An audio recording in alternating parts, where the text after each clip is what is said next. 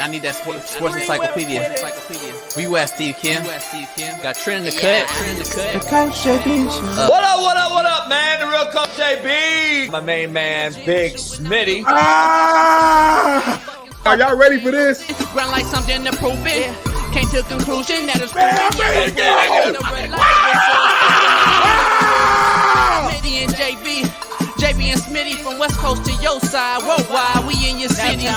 Keep it 150, we never change what's happening. Hurdle link In any metric, Coach, you cannot have Russell Wilson in your Nick gave me my first offer. Like, you gotta have that store. You gotta be marketable. Hockey, football, baseball, then basketball. Oh, I love this fucking show so much, dude.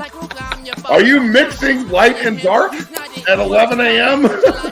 I'm elated that I can be able to coach, that I can be able to mentor these kids, and give them everything that I've learned over the last 20 years. Get Smitty and Jason Brown, kill the ass a rap. We what the games been missing, we switched it and filled the gap. Smitty and Jason Brown, we killed the ass a rap. We what the games been missing, we switched it and filled the gap. You are now tuned in to the Coach JB Show.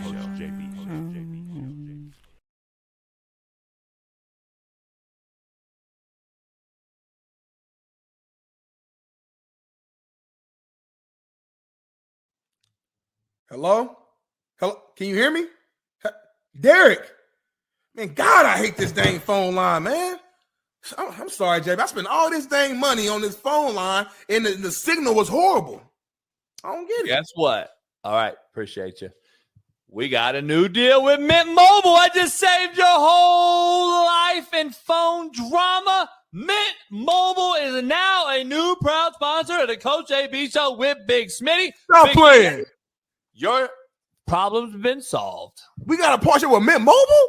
You talking about Ryan Reynolds, Mint Mobile? Stop playing right now. Hold on.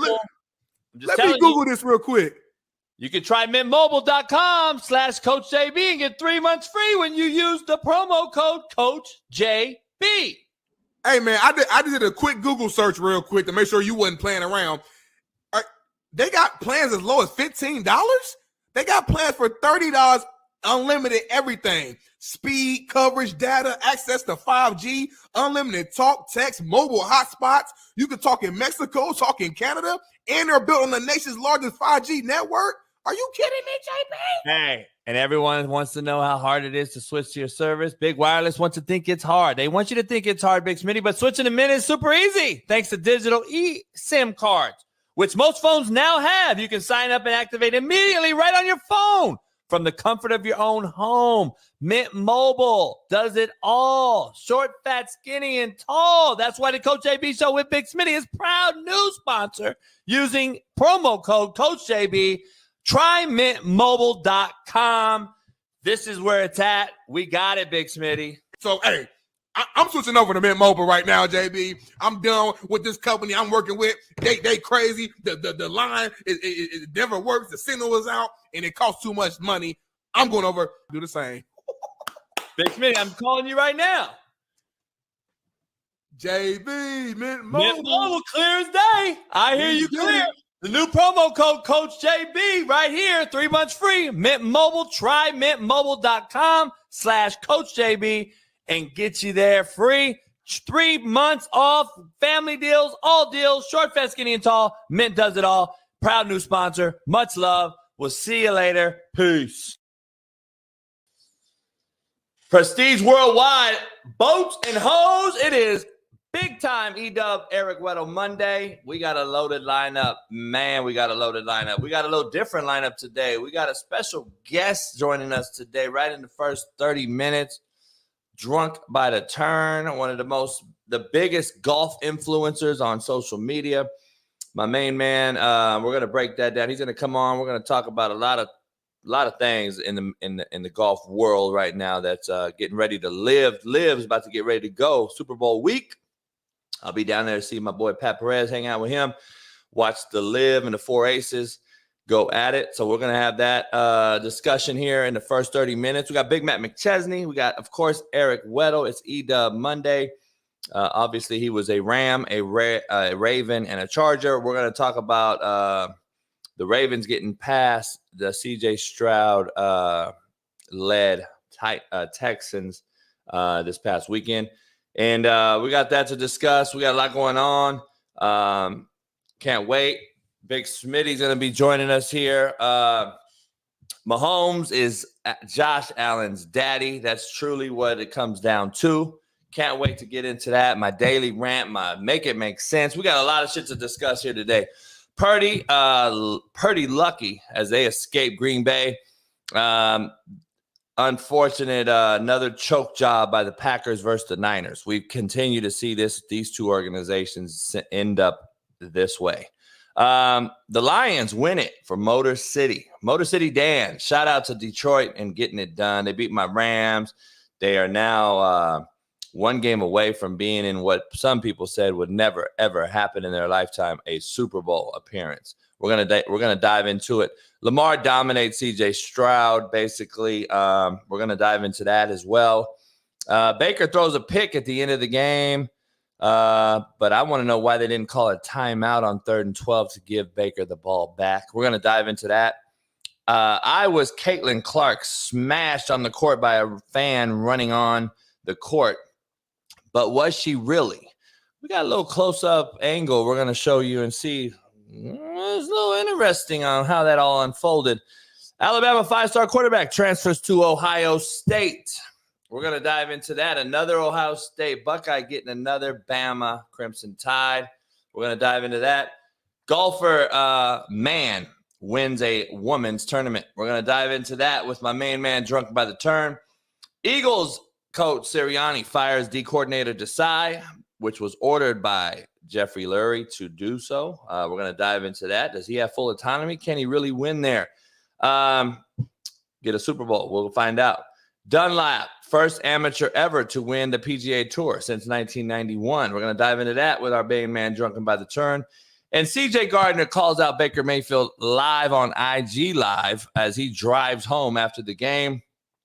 Chicken shit or not, we're going to dive into that, see what you guys think. Jason Kelsey making the most out of retirement, drinking beers with the fans in Buffalo. Gotta love it. Gotta love it.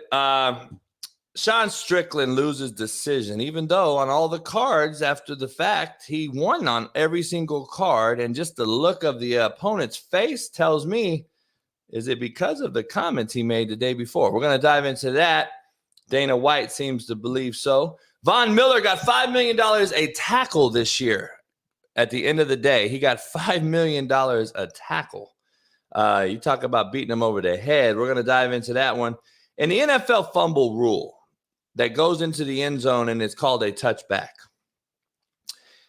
I can't wait to dive into it. We're going to talk about that as well, plus so much more. But before we dive into that, let's get our main man, Far East Side, Post Road, 317's finest, LeBron hairline, AR5 enthusiast, Lamar Jackson backer, Ball State legend, Fox Sport legend, and the host of the Coach JB show. It is Big Smitty. Clap it up. Bring him in here. Bring him in here. We got Smitty in, you know. What's going on? How you feeling, JB? It was an amazing weekend, football weekend. Everybody who was supposed to win outside of the Chiefs won. Outside the Bills won. You know, Lamar won, of course. I knew that was going to happen. Detroit, shout out to Detroit, my second home. My wife is from Detroit, so the whole city's turning up right now. What's going on, JB? You look like you're in a bad mood today. Yeah, I don't know. It's a very disappointing weekend. I don't know what to do with my life right now. I sound like, you know, one of these fanboys. Don't you hate these? I don't know what to do. The Buffalo Bill cat, he's crying in the crowd. I'm like, get the fuck out of here. He's crying though. He's like, God, homie. We're going to dive into it. I got a lot of shit to say today, dog. It's going to be interesting. We got our main man joining us right out the gate, though. I'm not going to tell you his real name because I want Big Smitty to guess. Is he a brother? Is he a Middle Eastern? Hamas? Is he white? What is our main man drunken by the turn? Because he thinks it's funny. He's laughing.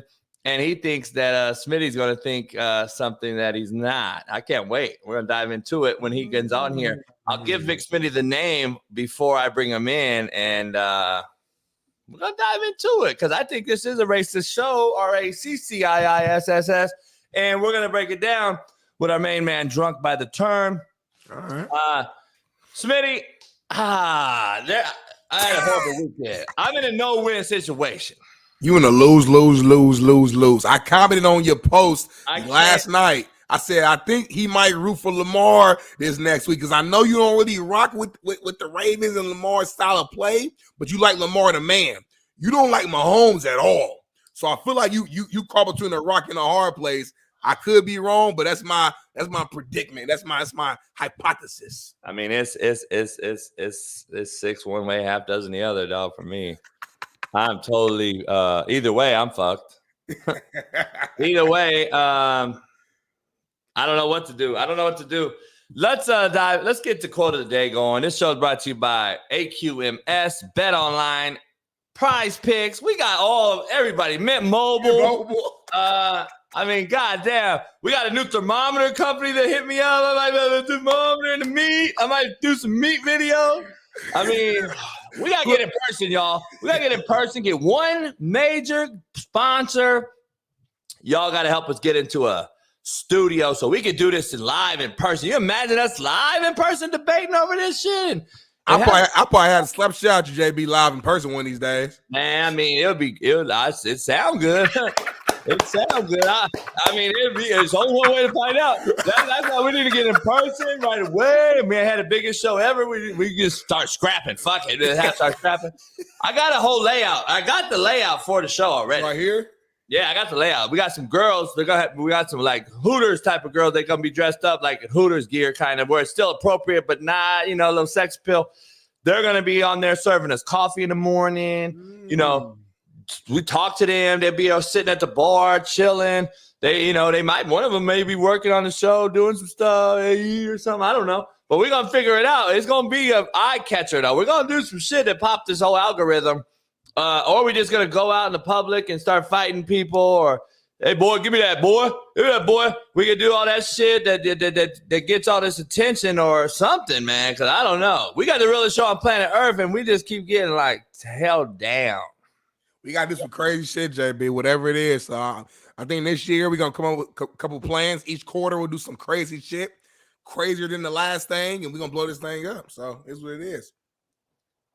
Yeah. You might have to bungee jump or something, JB. You might have to, jump off your roof and into a table that's lit on fire.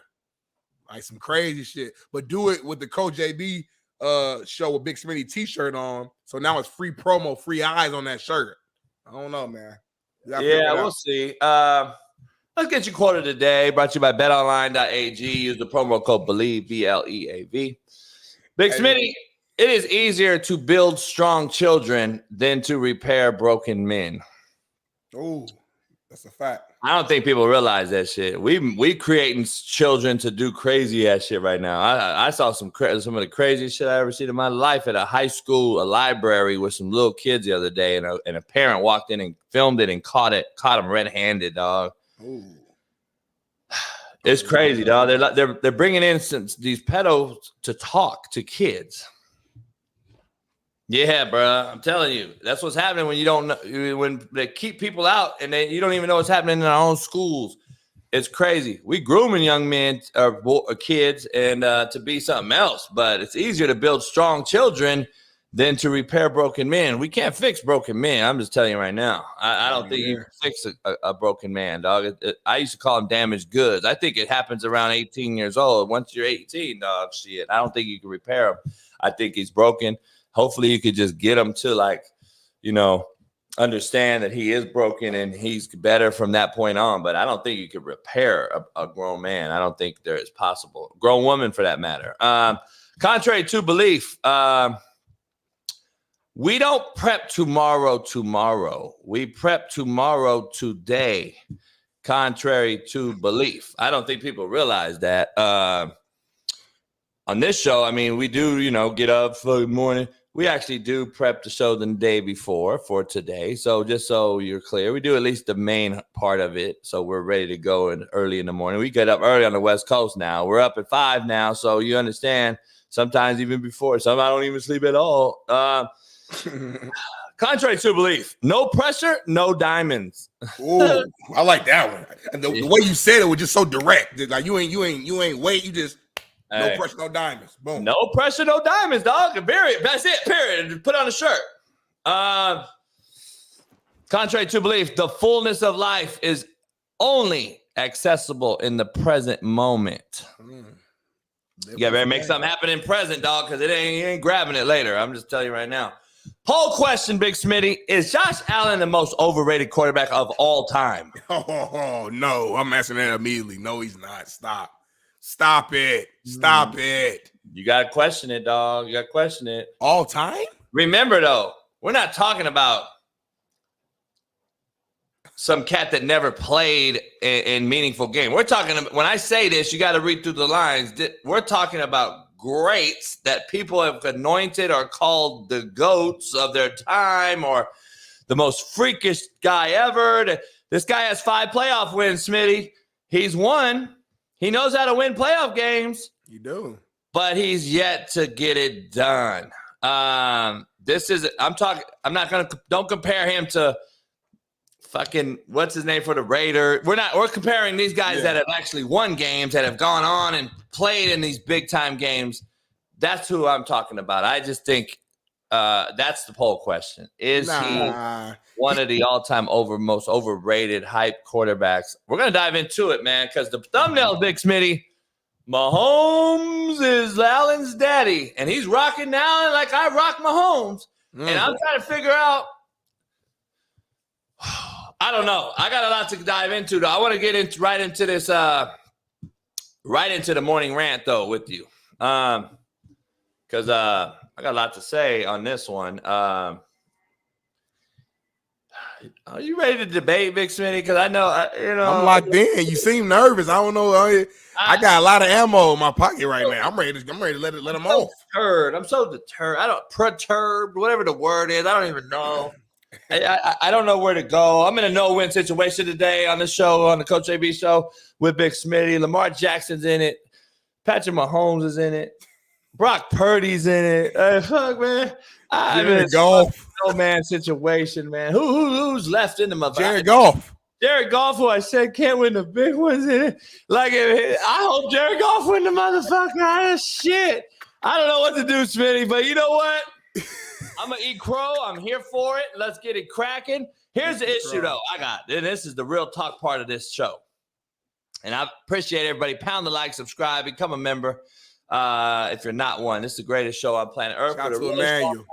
Can't wait for us to do this in real person. But Big Smitty, the morning rant brought to you by betonline.ag. The fine line between winning and losing is a very fine line between the donkey, which is the ass, and the GOAT, greatest of all time. Let me say it again. The fine line between winning and losing is the fine line between the donkey's ass and the GOAT. Because Jordan Love today is a loser because his kicker missed a field goal.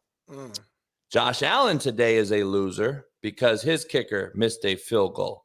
But more importantly, his high-paid skill player named Stephon Diggs dropped yet another big-time ball in a big-time game in a big-time moment.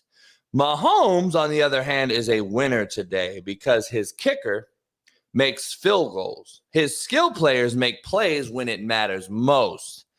And Tom Brady is called the GOAT by many of us in the world of sports. He's called the GOAT, Smitty. To be honest, he's called the GOAT because of a kicker.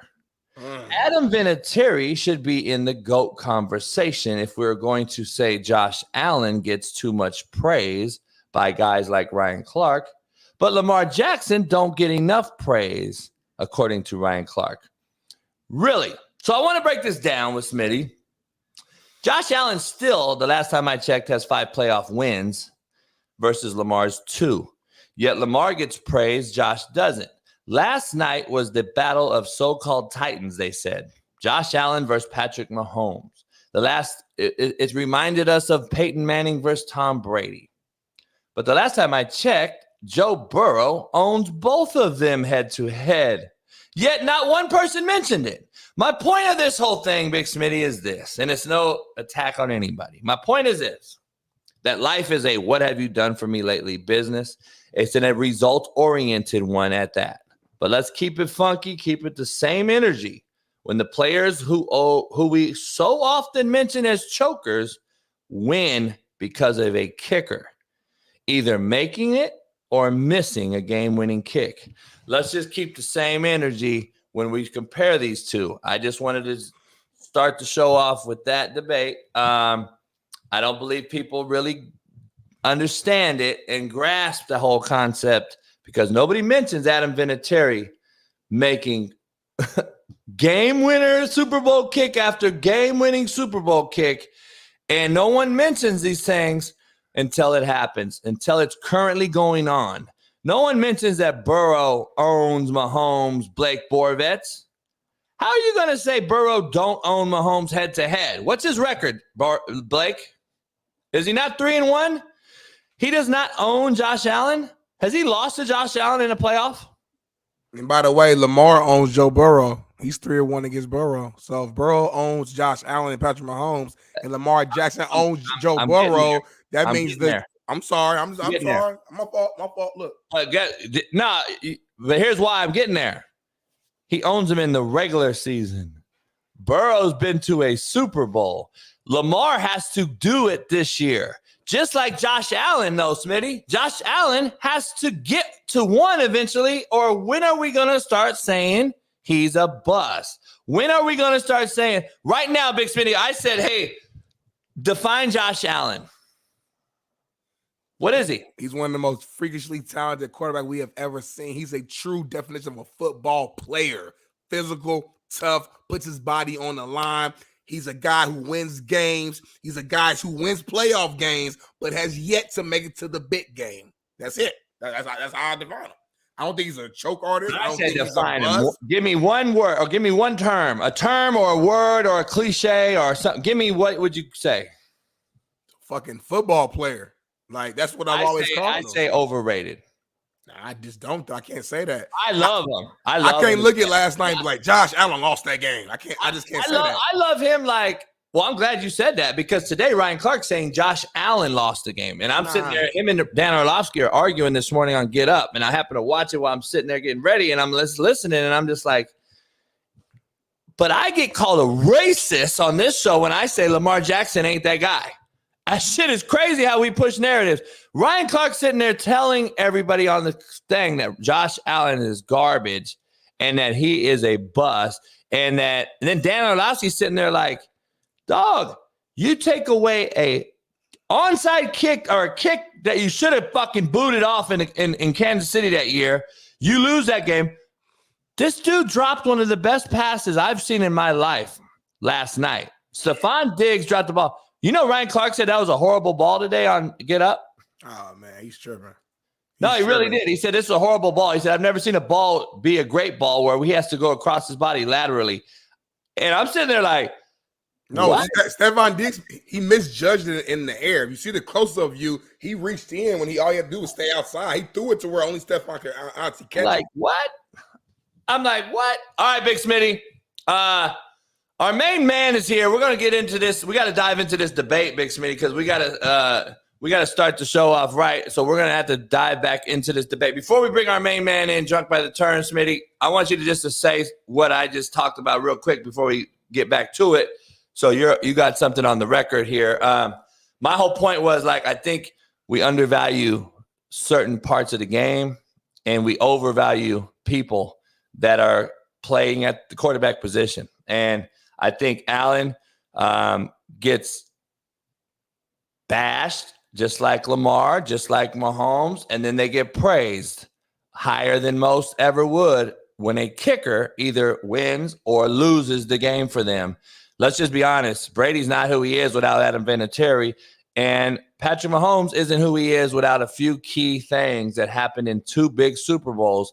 And you can argue Josh Allen would say the same thing. If I didn't have a kick, if I didn't have a drop ball last night, if I didn't have a field goal missed, see, it's a fine line. And that's my whole point of this rant. It's just a very fine line. And people don't realize, like, it is what it is. Some folks just get it done and get lucky at the end of the day. But lucky in this game is actually a skill. Yeah. Gotta be prepared. So now we're going to dive into that, though, man, for sure. I mean, listen, I just think for me, just real quick, it's hard for me to say, again, to blame Josh Allen for last night. I mean, of course, he's going to take some blame because he's the leader of the team, the quarterback. So, of course, like he has to take some of it. But I thought he played a good-ass game. I thought, like you said, there's a few big misses amongst his teammate, whether it was a drop, whether it was a kick, whether it was defense just, not or getting bad penalties, just certain little things that happen at the wrong time where it's like, like that wasn't necessary, or that wasn't needed, or that lost the game. I remember the Bills had a big time 3-and-out, but they called I think a pass interference on a guy because he gave him a little shoulder within 5 yards, and they claimed that the ball was out of Mahomes' hands. It wasn't though, right? It wasn't. But it's little things like that could change the whole entire game. And hey, Mahomes is back in the AFC Championship again. He has never not been in the AFC Championship, so that's pretty damn good. You got to praise that. I think it's one. He lost to Brady in New England. That was the AFC Championship. I think he's been a 6 in a row, though. Oh, okay. Well, maybe you're right. I don't know. I don't care either. We're gonna dive into it. But let's bring our main man in. So, Big Smitty, before you know his name is Achilles. Achilles. Yeah. How you spell it? Like, is it like Achilles? I can't tell you all that. Is he black, white, Israeli, Hamas? What is he? Achilles. I think he spells it like Akilli or LLE. I think this is a brother. This is a brother trying to, they wanted to be creative with his name, you know what I'm saying, and kind of make it a little different, because that's how we do in our culture. We like to be different. LeBron, Carmelo, we like to do stuff like so. Achilles. It's a God, motherfucker. Fuck. How we living? We doing good. What up, man? dog? What up, dog? Yeah, man, we got a lot to dive into. We got a lot. I get my shit cracked in here. Let me get my. Ooh. How you are? Oh, I got the Rippers on today. Shout out to my boy Cam. It is cold up here in Jersey right now, where I would be wearing my Aces t-shirt. But how we living, guys? How we doing? Hey, we good, man. I appreciate you jumping on here. So people who don't know you, make sure we put him on the ticker. Follow him on Instagram. He's got a big following on Instagram and Twitter. He is a LIV golf enthusiast, period. He's always out there with them on tour. He's got a little secret for one of my boys, Pat, but we're not going to tell anybody that. So for the LIV's first or second tournament here in the Super Bowl weekend in Vegas, they're in Mexico, right? This week? Yeah, Mayakoba's coming up here. I don't know the day. I think it's about 2 weeks. Next week. Yeah. I was actually announced my pick last night. I got the Range Goats winning that. The team, they got Peter Ulan, Matt Wolf, and Thomas Peters, 3 of the longest drivers on tour. A lot of people gave him shit for trading Gooch for Wolf, but I think it's going to work out better than people think. I really do. So, hey, we don't do a lot of golf on this show because, Smitty is black and we're racist. So let me ask you, I'm just fucking with you. Let me ask you, what is your take straight out the gate on Jon Rahm leaving the PGA, one of the most influential, recognized golfers in the world, number 2 at the time or whatever? Yeah, he's two at the time, even though he just got snubbed of PGA Tour Player of the Year. He had, I think he even came out and said himself, I mean, he had, almost twice as good a year as Scotty did last year. But, the decision to get PGA Tour Player of the Year wasn't until after he had switched over to LIV. So it's all politics, as you know, on that side. But so he comes over to an undisclosed amount of money. We can speculate. We've said you're one of the first people to break it and said it was going to happen long time ago. Everybody called you hater, and everybody was in your shit, and like you are, like I get. I've been on the front lines of this shit, man. It's yeah. I mean, it's pretty much. You like Smitty, man. Smitty was, does all the behind the scenes stuff at Fox, and then he's like, he breaks a lot of this stuff, and no one gives the credit to the cats grinding behind the scene. So you called it. Everyone thought you were crazy, and it happened. Right now, Smitty don't really know a lot about the sport. I'm a huge golf guy, but I'm not like involved in all the inner workings. tell Smitty right now, if you had to take a side, if we just went straight down the middle, is the LIV better top to bottom personnel wise than the PGA today? Are we talking all the way from the CEO to the people that scan the tickets? Nah, just players, just strikers. Players. I mean, how can you not go with LIV at this point? I mean, at this point, they both have the same amount of major winners. All the major winners on LIV have won more recent than the ones on PGA Tour, and I mean, they have everybody now. Who are they missing? It's kind of funny to bring back the old Rory quote. He said, "Who's left?" Well, who's left? Who the fuck's left? Right. You know, who is left to get on the PGA Tour? Scotty Scheffler and Victor Hovland? You know, maybe, but LIV doesn't need anybody. You know, they have everybody they need, and they've won the war. So I think if, you know, Jay Monahan was smart, he'd be calling Yasser every day saying, "Hey, what do I need to do to get this deal done?" Because this is gonna go down as one of the biggest fumble of the bag, or, you know, whatever they say in history as far as, you know, Jay Monahan goes. Let me ask you this, and I appreciate you for being on the show, man, educating myself and a lot of our viewers on what's going on. Thank y'all for having me. Of course, man. Of course. Kind of tell me, just in your opinion, why is LIV better than the PGA right now today? Because my whole entire life, PGA has been just the king, and no one has even like touched it. But now it seems like LIV has just came out of nowhere almost and just like surpassed it quickly. Like, what is it about the culture or whatever that makes that better than PGA? It's almost like a Formula One event. But I tell people too, as far as LIV goes, when you're at these tournaments, I thought it was crazy, but I mean, they have a damn place, daycare. You can drop your kids off to fans. You know, they have kids fan zone. They got the concerts. Half the time, hell, I only catch about 5 or 7 holes of golf. I'm drinking, or I'm in the fan zone, or I'm, you know, playing cornhole, getting fucked up with some random people I just met at the tournament. And it's just one big party. It's like one big family. You don't got to worry about somebody, you know, giving you shit for lighting up a cigarette, or it's, you know, not even just that. It's just, it feels like one big family. Ever since, you know, I got there 3 years ago to my first event, it seems like they genuinely care about, you know, not only their product, but the people who are watching it and the people who are coming to these events. And, you know, there's a lot of other leagues that are just, you know, only interested in special interest in their own pockets. And I think that has really, really, you know, been coming to light this past year. And it's pretty obvious now what the situation is and the way it is. So, hey, we both of us are controversial. That's how we met. We met, you know, and we both talk shit and all that shit. Don't get Smitty fired from Fox today on the show. But having said that, we got some crazy shit going on in the world. Of course, I call them made up humans. We'll roll with that.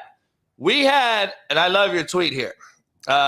You know, a made-up human golfer, Haley Davidson, wins LPGA. So LP means this is a professional women's league, right? Yes, the LPGA. So it's actually it's called the Next Tour. It's under the Epson Tour, which the Epson Tour is, I could be wrong. I don't want to sound like an idiot, but I'm pretty sure it's, you know, owned by the LPGA. So yeah, this is all the way affiliated with the LPGA, what you're seeing. So it's, and I love your tweet here. It says, "Congrats to Haley as he truly worked his dick off to be this position." I mean, Big Smitty, like, what are we doing here, man? I just don't get it. Listen, we've already seen it in swimming. We've seen our women. Like, I have a daughter. I have a good friend, Marcellus Wiley, who came out and blasted the same, you know, narrative. Like, I got a daughter. I'm not letting my daughter. If you jump in a swimming pool with my daughter, we have problems. The same thing goes for. Like, we defend, we have women out here who are so pissed off at men in the world for not either supporting the WNBA, but they won't go themselves to the actual game. Smitty has been there; he loves it. I support women's sports to a T because I believe women deserve to have their own sport. They're the best of the women in the world at certain sports. How are we just taking it away from them after working so hard at their particular sport, and have a guy who just genetically different, of course we know this, go in there and destroy some girl's dreams? Like, I would be out there wrapping the fucking 3-iron around the guy's throat because my daughter lost to you. Like, hold on, my daughter was the #1 amateur in the world or the #1 women golfer in the world, and this fucking guy comes out here and beats my daughter. Like, I got a problem, and I don't get why no one else does. Oh, for sure. No, I mean, I agree, man. Like, it shouldn't be. At the end of the day, man, it's common sense. Men are built different than women. You know what I'm saying? Like you ain't got to go into all the nuances of it. As simple as plain, men are built different than women. We all know that, or I assume we all know that. So we should not be on the same court. You compare it to any other sport. If it's basketball, you shouldn't put LeBron shouldn't be in the WNBA. I don't care what type of surgeries or what type of, you always hear, well, they remove some of the testosterone. That's still a man at the end of the day. And it's not fair. It's not equal. I have a little sister myself. I would be pissed off, the same way, because again, all the work they put in, keep their sport. You know what I'm saying? And I just think it's common sense. That's why I get frustrated. It's like, it's not like we're not even saying anything bad. We're not even dissing. Do what you do. They ain't got nothing to do with me. I don't care what you do. They ain't got nothing to do with me. But you don't have to play in the same sport as actual women and girls. It's just not fair. It's just funny because, not to take away from golf, that I'm, what I'm about to say, golf, not that it's a soft sport, but it's funny that you see these people that are doing this and they're not out playing on a football field. I don't see them playing on a football field. I don't see them getting in a UFC ring. I don't, you know what I mean? Why, they're obviously insecure.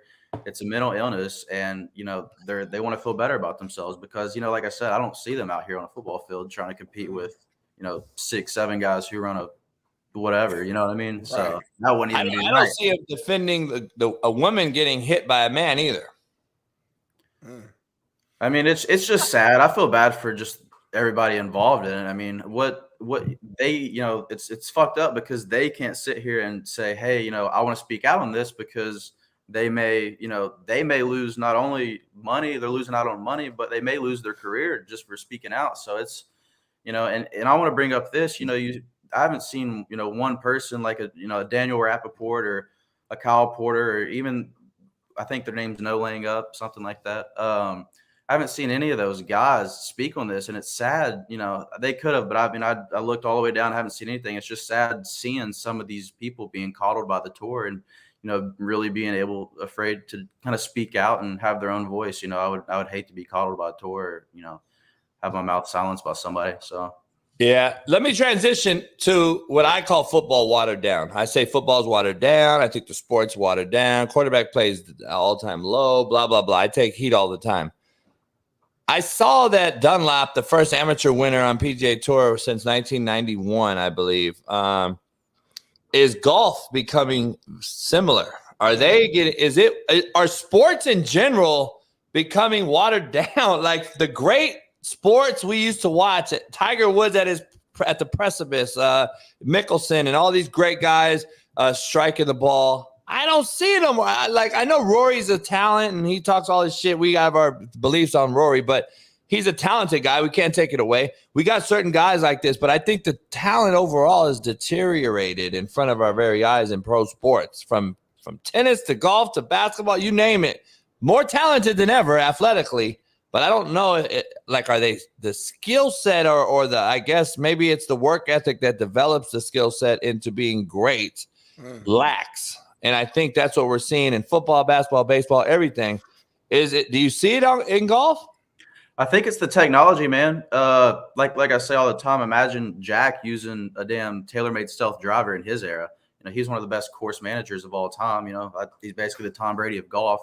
Not that he could hit it the farthest or any of this stuff, but he knew how to manage the course and strategically, play it. And he did it better than anybody else. But yeah, if he would have had the technology we have nowadays, oh God, who knows how many majors he would have won. So I think, the majority of it has to do with the technology and, the science behind all these these football trainers, they're getting these kids coming in at 200 pounds, they're coming in their freshman season by the start of season at 225, 230. And it's just like, it just keeps getting wilder every year. So yeah, I guess I would just say the technology of everything and how it's developed over the years and whatnot. How many events are you going to be at? I'll be at all the US events, 100%. Definitely want to try to make Adelaide, but won't be going to Saudi. But yeah, we'll see how many international events I'll be at. Hey, Pat's schedule, I have it, man. It's crazy. His first, right out he's gone for 36 days straight. They go literally around the whole world. They go around the whole globe on that first tour run after they leave Vegas. They go on a tour, from Saudi to Hong Kong to around the world. They literally go back to LAX. Damn. I mean, I think they leave Adelaide to go to Singapore or something like that, and then straight back to Miami. So, I mean, shit. I mean, hell, you can't. I wouldn't want to do it away if I were them. Money's right. Right. I tell Pat all the time, I ain't fucking feeling sorry for you, motherfucker. Yeah, I ain't feeling sorry for shit. I trust me, I do not feel sorry for them. Like I told Ace all the time, I say, your back's hurting, man. I'll caddy for you. Just give me one tournament. He texted me earlier yesterday morning on a Sunday. I'm like, what the fuck you doing up? He's like, shit, I'm on the goddamn Peloton. I got to get ready to go. I'm like, yeah, I know that's right. So Pat's lost a lot of weight. He's trimmed down. I think his club head speed is increased. Like he's got some things. He's got to win that shit, man. He's got to get that shit going. And I told him he doesn't win some events this year. Shit, he's still a top 10 ball striker in my opinion. People don't know because the tour events, how they used to be 4 days. I think it benefits him being 3. Mm-hmm. Plus he can wear shorts and shit. Yeah, I mean, I think just seeing Pat and knowing him, this is the most motivated he's ever been these past few years. I mean. And I think he proved that, in the championship year that the Aces had, he was, the best 4th man on tour. I guess, it's kind of like the 6th man in the NBA, lives 4th man. But I mean, numbers don't lie. Go look at Pat's numbers. I mean, he comes to play when it matters. And he's a hell of a dude. I wouldn't have any of the connections I have on LIV if it weren't for Pat. So, he's a hell of a guy, as too. Yeah, perfect. The thing about people don't realize in this thing, like, people are like, oh, it don't matter. Well, he had to hit a 32-foot putt when it matters. Just so that if people don't think there's pressure on that, like people are out of their fucking mind. They don't realize how this thing works. Like I don't think they understand how this thing works. That's how they won the first year and won all that, split the money and all. They got the pot and all that type of shit. People don't realize the importance of what he has to do to win that thing. And then last year, for the most part, even on a down year, they were still finished. They were still in the top 2, 3 going down to it. And then they played for the championship again. So, they're right there. The addition of, I'm going to bring him on, Werner, right? What do you think about Werner? Dude, coming on the team? He's a stud, man. I remember the first time I met Harold, I think it was in Orlando on the chipping green. And I haven't seen any type of any greenside wedge play like that, even just practicing. It was crazy. Harold has some of the the best short game skills I've ever seen. So I think that's going to be a great addition. They've already got the long driver and DJ. They've got Harold, short game. Pat's always going to show up when it matters. Who's the 4th? I'm having a blank. Reed, that's right. Hell, how did I forget that? I mean, obviously Masters champ speaks for itself. So they're going to have obviously a great chance this year. So I think I'm still waiting on that Jordan sponsor, man. So that's what Pat was talking about. He said DJ's trying to get a deal done, man. Get that jump man on all the uniforms for the 2024 season. Yeah, the whole setup. That's what I know. I know Pat was talking to Jordan when I was with him a couple weeks ago personally about it. So, because every time I'm at Pat's house, he gets fucking 1 million Jordans delivered, and I got to go down to the gate and pick them up in the truck and bring them up and shit. So it's like, I hope you're getting a commission fee off that. He has so many goddamn shoes, man. We need to get our show sponsored by Jordan. I love that.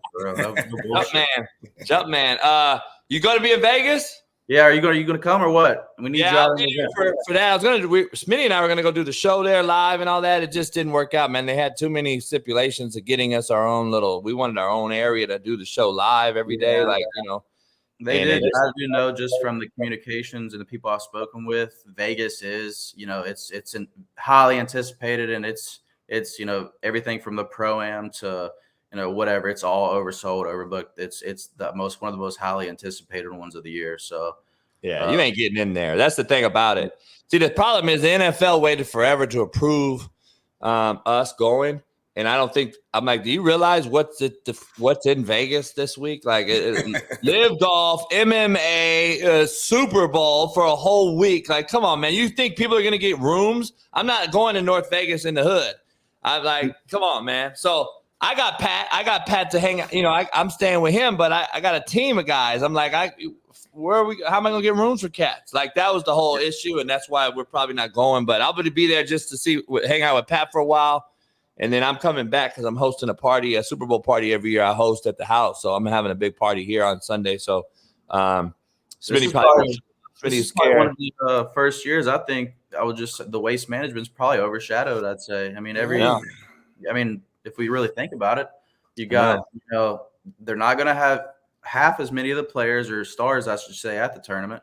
And then it's just, I mean, you got the Super Bowl in Vegas, MMA, LIV, which is waste management 2.0, right? They got the party hole, they got everything times 2. So it's like I'm interested to see how that one plays out this year. See how the audience or if it's still the same. Hey, I walked inside the ropes with Pat during waste management a couple years ago. That's the same weekend that the Super Bowl was in Arizona a couple years back before the LIV came. And that was Pat's last time he hates that fucking course, by the way. So that was the last time there. And I mean, it's crazy. No question about it. It's 1 million motherfuckers there. Smitty, literally 1 million people on the course. Yeah, it's wild. That was last year, right? Nah, it was a couple, but it's every year. But yeah, I know, but I'm saying last year was in Arizona. Like 3 years ago, too. Oh, got you. 2 years ago, whenever it was. I thought the Super Bowl was there. Yeah, I think it was 2 years ago. Well, right? Last year, because I was out there, so it was crazy. I saw the waste management. I think it would have been 3 years ago now. Gotcha. Was it Arizona 3 years ago? It might have been. I don't know. Yeah, Tucson. You're talking about Tucson? I don't know. I don't know where it was, but I know last year it was. I know last year it was with the waste management as well. Waste management don't change the date, so it's crazy how that shit is lifted up and built down too. Like they put it up. They start putting it up in like October. Yep. They break it down after the event, which is Super Bowl, right? Right. They'll break it down. It'll only be down for a couple of months because it literally takes 6 months to build again. That's crazy. Dude, I'm ready this time next year again. I took a golf trip with the homies during COVID because we didn't have shit else to do. And Arizona was, one of the only states that were letting people go out and do their thing. So we went out there and we paid to play the stadium course. I was like, damn, like when you go play that shit without all the stuff up and you're on hole 16, I'm like, this shit. It's like that meme. It's like, what the fuck is this piece of shit? You know what I'm talking about? Yeah, it's like a regular course. Yeah, and but once those stadiums are up, the stands, the people, it's one of the best atmospheres in golf. There's no doubt about it. Yeah, no doubt. Achille, man, we appreciate you jumping on. We got to do this more often, man. What do you got going on? Anything else going on right now? Do you need to let everybody know about? I know you're a huge advocate for this. What else you got going on? Man, just live. We got some YouTube series coming out that everybody should tune into, releasing here probably, I'd say the next 4 to 6 weeks. I'm going out to LA here in 2 weeks to film the first episode. So it's we're actually going to be launching a podcast it's going to be each month. We're going to bring one celebrity on. We're going to do a podcast with them, and it's going to be a more serious side of, their come up, their grind. And then we're going to go the next day and film a 9-hole match with me, one of my random followers and subscribers, with that celebrity and one of their random followers and subscribers, and play a 9-hole match and more of a goofier side. So it's like 2 videos seeing kind of, both of, more serious side and a goofier side. And we feel like nobody's really, taking that avenue in YouTube. There's a lot of YouTube golf. It's kind of hard to, get unique with it, but yeah, we're looking forward to that. And I think Ben Baller, he's going to be our first guest. So that's dope. Yeah, looking forward to it. And then you and Smitty got to hook up, man. You two guys will probably get along. You do a lot of the similar shit as far as social media, just in different worlds. But I think it'd be cool to hook up out here when you're out here. Sure. Yeah, anything y'all ever need to, I got y'all as far as live and all that shit. I know Pat got you, but I got y'all too. So just let me know. Yeah, no doubt. I'm taking Smitty. I'm taking Smitty to some event. We're gonna get him out there. I want to go. I want to tap in. Man. You, man. It's fucking awesome. This shit happened. I texted John. He's been on the show a few times, and we talk all the time. And that's Pat's like daddy, stepdaddy. He said if a made up human playing on the LGBT tour saying I would have won 100 tournaments if I threw on a skirt and called myself that. That dude is as feminine as a Ford F-150. Daly don't care. He don't give a shit about anything.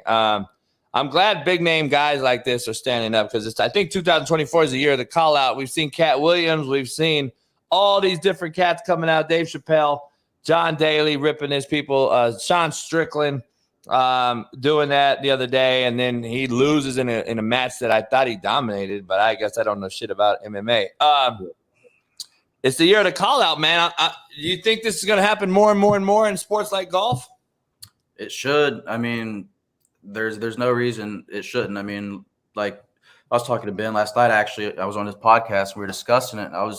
Has common sense just gone out of the window? I mean, is it not? I mean, seriously. I mean, what does it take for any decent human being, right? Obviously, none of us are perfect, but just to see this and what doesn't register in your head to where this isn't okay, this is not right, and this is not normal. Like what I don't get it. You know what's the cool part about it, Smitty and Achille? This is an issue I have. Like the individual sports are the ones that are being allowed more than the team sport, which blows my mind. Like a sport like golf where it's one-on-one and it comes down to, can I get the ball closer to the pin than you, earlier than you, which is a strength of a genetically gifted human. Number one, swimming. One-on-one in a swimming pool where I have bigger and better lats than you, stronger pectoral muscles, and longer fucking feet, I can win. Like, I don't understand how that is being allowed. I could see it if it was a team sport and I could hide somebody. But now the team sport wouldn't work because the locker rooms it wouldn't go down that way. No doubt. But I'm just saying, like, this shit, Smitty, the individual sport's worse because, like, our daughters may be racing this motherfucker. And now we got to, you know what I'm saying? Like, to me, this is just becoming it's a clown show. Just be honest. It's a clown show. And that's just what I don't get. And I hope it changes, man. I hope people like John, Strawn, Strickland, Cat Williams, Chappelle voices can get everybody else on board and just say, listen, I don't care what you do and who you are and what side of the fence you're on, but let's do what's right. That's all I care about. It's wild too, because I'm not going to say any names, but I talked to one of their his former name Haley Davidson. It was Scott Davidson, and there's somebody in the golf industry, kind of in the same avenue as me, and the whole golf influence, whatever you want to call it. And he actually went to high school with Scott, and he said, man, he was waxing over these dudes in high school, like he was dominating them, and it's almost like what went off in his head to where, oh, that's not good enough. I have what do y'all think? I mean, how does that work? It's obviously. So this guy was good in high school as a guy. Against other dudes, yeah. And now he figures I have to go beat women. Yeah, I don't know. I don't get it. I mean, I don't know. I don't know what to say. I mean, I'm speechless. Honestly, speechless. I think it's man, I appreciate you jumping on here. We got to do it more often, man. Especially as we get into LIV, we're gonna have to do like maybe get you on here once a week or something, and I'll come on whatever you got, and we'll do like a breakdown on the actual LIV and how it's going, and compare to PGA and all that. Rory now has at least come back and settled and retracted, and I think he realizes that big fish eat little fish, and that the Saudis have ate little fish for a long time, and I think he realizes they're screwed because you and I know the number in the red that they are, so they're going to need the Saudi group to survive. What is going on with Rory? Don't be surprised if Rory ends up in LIV next. I mean, hey. This sounds crazy. So some context behind it. Rory is the biggest like pro PGA advocate. He's been like kind of an asshole basically about everything, and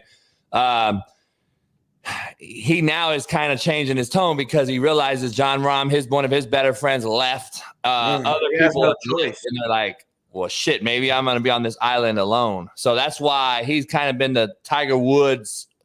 He wants to be Tiger Woods, Smitty, so bad.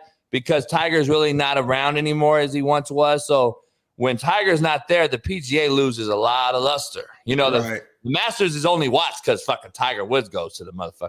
So this guy, Rory's been trying to take over that fame, and it hasn't worked. And so only thing he can do is hate on the LIV, the new tournament. So that's kind of what the context is behind this Rory thing. Well, like you told Grayson Murray, like I'd tell Rory, play better. Well, which he did. He just won in Dubai. I don't know how strong that field was, but congrats. But there's nobody. You can take this to the bank, cash it, and you can come get me this year if he does win one. But I'm telling you right now, Rory McIlroy will not win a major in 2024. It will not happen. Stand on that. He said it, y'all. He will stand on it. He will not win a major in 2024. He will not. And I'll take bets. You know, you got my IG handle. I'll send you my Venmo. Let's do it. Let's do it. I agree with you. I can't stand the motherfucker anyway. I met him and you know, Pat and I don't like the motherfucker. But anyway, can't wait to have. We'll have to do it though. We have to do a thing once it starts back up and get it going. Let's get on here in a few weeks or soon. Discuss our Mayakoba picks or whatnot, and we'll keep doing it. Hell yeah, let's do it. Yeah, definitely. Let's do that. And then I'll see you in Vegas either way. Sure. Like I said, I appreciate y'all, taking the time and having me on here. Much love. So no doubt. All right, pleasure meeting you, my guy. The White Achille, Smitty. The White Achille joins the show and Drunk by the Turn. Follow him on social media, Instagram and Twitter. Much love, dog. I'll see you soon. I'll talk to you later on. Yep. Peace, boys. Peace. Drunk by the Turn. Hey, Smitty, we do real shit on this show. We bring cats that most cats won't bring on. We bring real cats. He's a huge influencer in the golf community, by the way. I think he's got like 500,000 Instagram followers. He's got a big following. And he's controversial with his takes. He talks a lot of shit. I'm actually like I'm shocked that he was real monotone and cool and calm and collective. He gets after the clowns out there. I'm telling you right now. But he goes on every tour event. He's behind the ropes. He's filming it. He's doing everything with the golfers. And Pat loves the kid. He's a young, he's Bailey's age. Yeah, I can see he's young. Yeah, he's young, but not. So shout out to him. And we do the golf. Hey, there's a lot of money in golf, Big Smitty. So shit. You can say what you want to say, but shit, I bet you wouldn't be talking that shit if you got some of that money. Not at all. Shit. Not you, but the fans that talk shit. All right, Big Smitty, we got some shit to do. We got some shit to talk about here. Yeah, it's time to get the brass tacks. You've been dodging me. You've been trying to avoid. You want to go to the golf route today out of nowhere. You wanted to fucking, you know what I mean? He'll never do golf on a Monday. Usually golf is a Wednesday, Thursday, middle of the week kind of. He bought golf on a Monday after fucking playoff divisional round. He's doing whatever he can to avoid highlighting my main man, Lamar Jeffrey Jackson, who took his team to the AFC Championship. And let me remind y'all that man's still fast. Let me remind y'all once again that at the beginning of the season, I predicted that the Baltimore Ravens would be in a Super Bowl. Now they are one game away from doing what I said months ago. And JB don't have anything to even counter that. There's nothing you can say right now that can take away this. Lamar, he threw for 140 yards. He won the fucking game. 4 touchdowns, no turnovers, efficient, ran the ball well when he had to, threw the ball well when he had to. Defense did their thing, of course. And the Ravens is in the AFC Championship game, man. Lamar's first time. I started the show off with a very nice, eloquent way to say field goal kickers help quarterbacks become GOATs, and field goal kickers create quarterbacks' downfalls. And that gets no credit, huh? I get no credit on saying any of that, huh? This cat, you're going to give this guy all this fucking credit and praise. Come on, man. You can't move the goalpost though. At first, Lamar can't win, and again, he doesn't win the playoffs when it matters. Well, he's in the AFC Championship game. But hold on, he's one of 4 teams left. So, what's next? My point was though, like field goal kickers help Mahomes, Brady, Ertz guys like Jordan Love this weekend, where everyone's bashing me for my take. It's crazy how nobody came out and countered my take that I'm like, hey. We did a vertical short on TikTok. It's got like 500,000 views. And don't be shocked if Jordan Love wins in Frisco. And everybody, whatever, you crazy. But nobody said shit. It was quiet as fuck during the game, homie. I was like, damn, Twitter cricket. Let me see. Touchdown. First down. Nah, I thought I had a crickets thing. That's a real show. We're trying to do cricket live. So hold up. Hold up. Don't I have a cricket thing? God damn it. That was an epic fail. You is slapdick pretty much. Why you call me slapdick? Touchdown. Epic fail, huh? Eric with the wrench. God damn. Put the crickets on there. Hey, so look, Smitty. If a few people out there in the world don't fucking just come out and say I'm correct about certain things having to go certain ways for guys to be called certain things. Now, that's a great way to put it. It goes both ways. The goat or the hero, or this donkey's ass or the hero, or whatever you want to say. Then don't talk to me and say that defenses don't help a quarterback. Because just last night, Of course. do you know that Josh Allen ran 74 offensive plays to Mahomes' 43? Doubled him, almost doubled it. And I thought Buffalo dominated the line of scrimmage. I thought Buffalo's running the ball down their throat. I don't know what happened, why they got out of running the football like as much as they did in the first half. In the second half, I don't know why they abandoned the run. I really don't. This is the old Bills that you put everything on Josh Allen and you expect him to be miracle maker. And it's like, dog, you put too much pressure on a cat. Let's just be honest real quick, because we don't want to spend too much on Lamar tomorrow because I'm going to get pause. Tag team tomorrow with Tank Johnson and Smitty about Lamar. So I'm holding my ammo for that day. So today's more of a Mahomes. Is that fair? That's fair. Because I don't want to use all of our That's fair. thumbnails. Let's talk Mahomes and Allen. Mahomes and Allen, we're going to talk Purdy too and Jordan Love. Tomorrow's a big Lamar day, so make sure you guys all tune in tomorrow because I'm going to dice Tank and Smitty. So let me ask you, last night, Josh Allen was again leaned on to be the hero. And they abandoned the run with Cook. When they did throw the ball to Kincaid and got the ball to the tight end, that was their most success. I got to ask you, though, what does Buffalo have that stands out to you other than Josh Allen and Cook? Because you can't say Stephon Diggs. He is a no-show in big games. And then what he does is he refuses to talk to the media after the games when he loses, but talks about everything when he wins. This guy, man, is the biggest bust wide receiver in football. And there's no way this team currently constructed can stay together and be successful. And this guy, Josh Allen, by sheer beat downs every year, body damage, continuing to run him into the ground, which is similar to what I say about Lamar being injured when you run him around. He's not sustainable, blah, blah, blah. It's no different than Josh Allen. He is wearing himself down, and he's losing time on a Super Bowl window. Like his window's shrinking, dog, and Mahomes is his daddy. He owns him. It is what it is. In Orchard Park, in Arrowhead, Mahomes owns the dude. And listen, Mahomes went on the road. He actually threw the ball across the line of scrimmage. Very, very good. Stepping into the pocket. He threw the ball down the field. And he threw for 215 yards, I think. It was a bad weather game. He looked good, though. I can't lie. Yeah, he played better than I've seen him play in a while. I like what I saw for the most part. He missed two good corner route balls that I thought I would like to see him make to be like, all right, this guy, this motherfucker can make those throws, which he didn't. He missed them. But he made throws when it mattered. Pacheco is a workhorse back. And Kelsey showed up. Kelsey showed up finally versus Stephon Diggs not showing up. He had 3 catches for 20 yards, Big Smitty.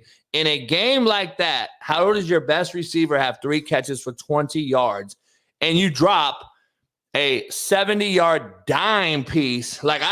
This may be one of the best footballs I've seen thrown in a game into a win, Smitty. He threw the motherfucker 70 yards in a football game. This wasn't like you and I outside throwing it on air. Right. In a football game, in a playoff game, hit his 5th step with a hit, climbed the pocket, delivers the ball on time. Ooh, he launched that thing. And Diggs can't catch the football.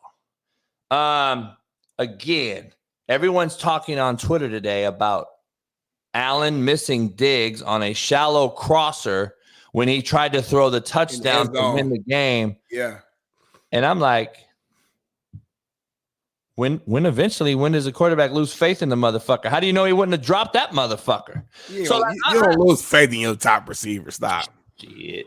Not your top receiver. You're gonna lose faith in your top guy. You don't think Mahomes lost faith in Van Scantling and fucking and what's his name that was offsides early in the season? Exactly. Hold on. You see how you don't know names? That's why he lost faith. if Mahomes had Stephon Diggs, he ain't losing faith in Stephon Diggs. I don't care how many passes motherfucker drop. That ain't happening.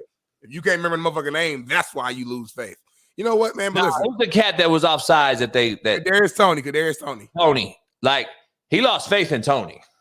That motherfucker, by the way, he's not out there for a reason. He lost faith in him. He got hurt, I think, but he lost faith in him. And I'm glad Van Scantling, whatever fucking name it, made some plays the other day, by the way. I'm glad he actually made some plays for Mahomes. But it's ironic that when receivers make plays for their quarterback, like they did last night, Rice came up big, Kelsey came up big, versus where you've seen him been dropping balls and they lose the game. That's the difference, dog. That's the difference. Mahomes now is 6-time AFC title game appearer. We're going to anoint him if he wins this one. Fuck. There ain't no coming back from that for me. It ain't. But if they would have caught the ball for Josh Allen, that's the fine line discussion I want to have. That's football, though, the JB. That's what I'm saying, though. I know. But that's just what I'm saying, though. Just remember, it's just a fine line. How do you dissect the difference in greatness, though, of the two Qs when one guy's stats are much better than the guy that won stats? One guy actually is this guy. You know what I'm saying? Yeah. No, it's tough. We always give the edge to the winners, though. That's just what it is. That's what it's always been. I always bring up Tom Brady. The reason why Tom Brady is the GOAT isn't because he just outstatted Peyton Manning during their tenure when they were both playing head-to-head and against each other. Not necessarily that. It's because he found ways to win. He made plays in the biggest moments of the game, even if it ended in a field goal. He led them to get to field goal range for Adam Vinatieri to kick it and win the game. So that's what it is. There's certain guys who just has like that it factor, and they have that quote unquote good luck. But good luck happens when you prepare, when you put yourself in position to be lucky.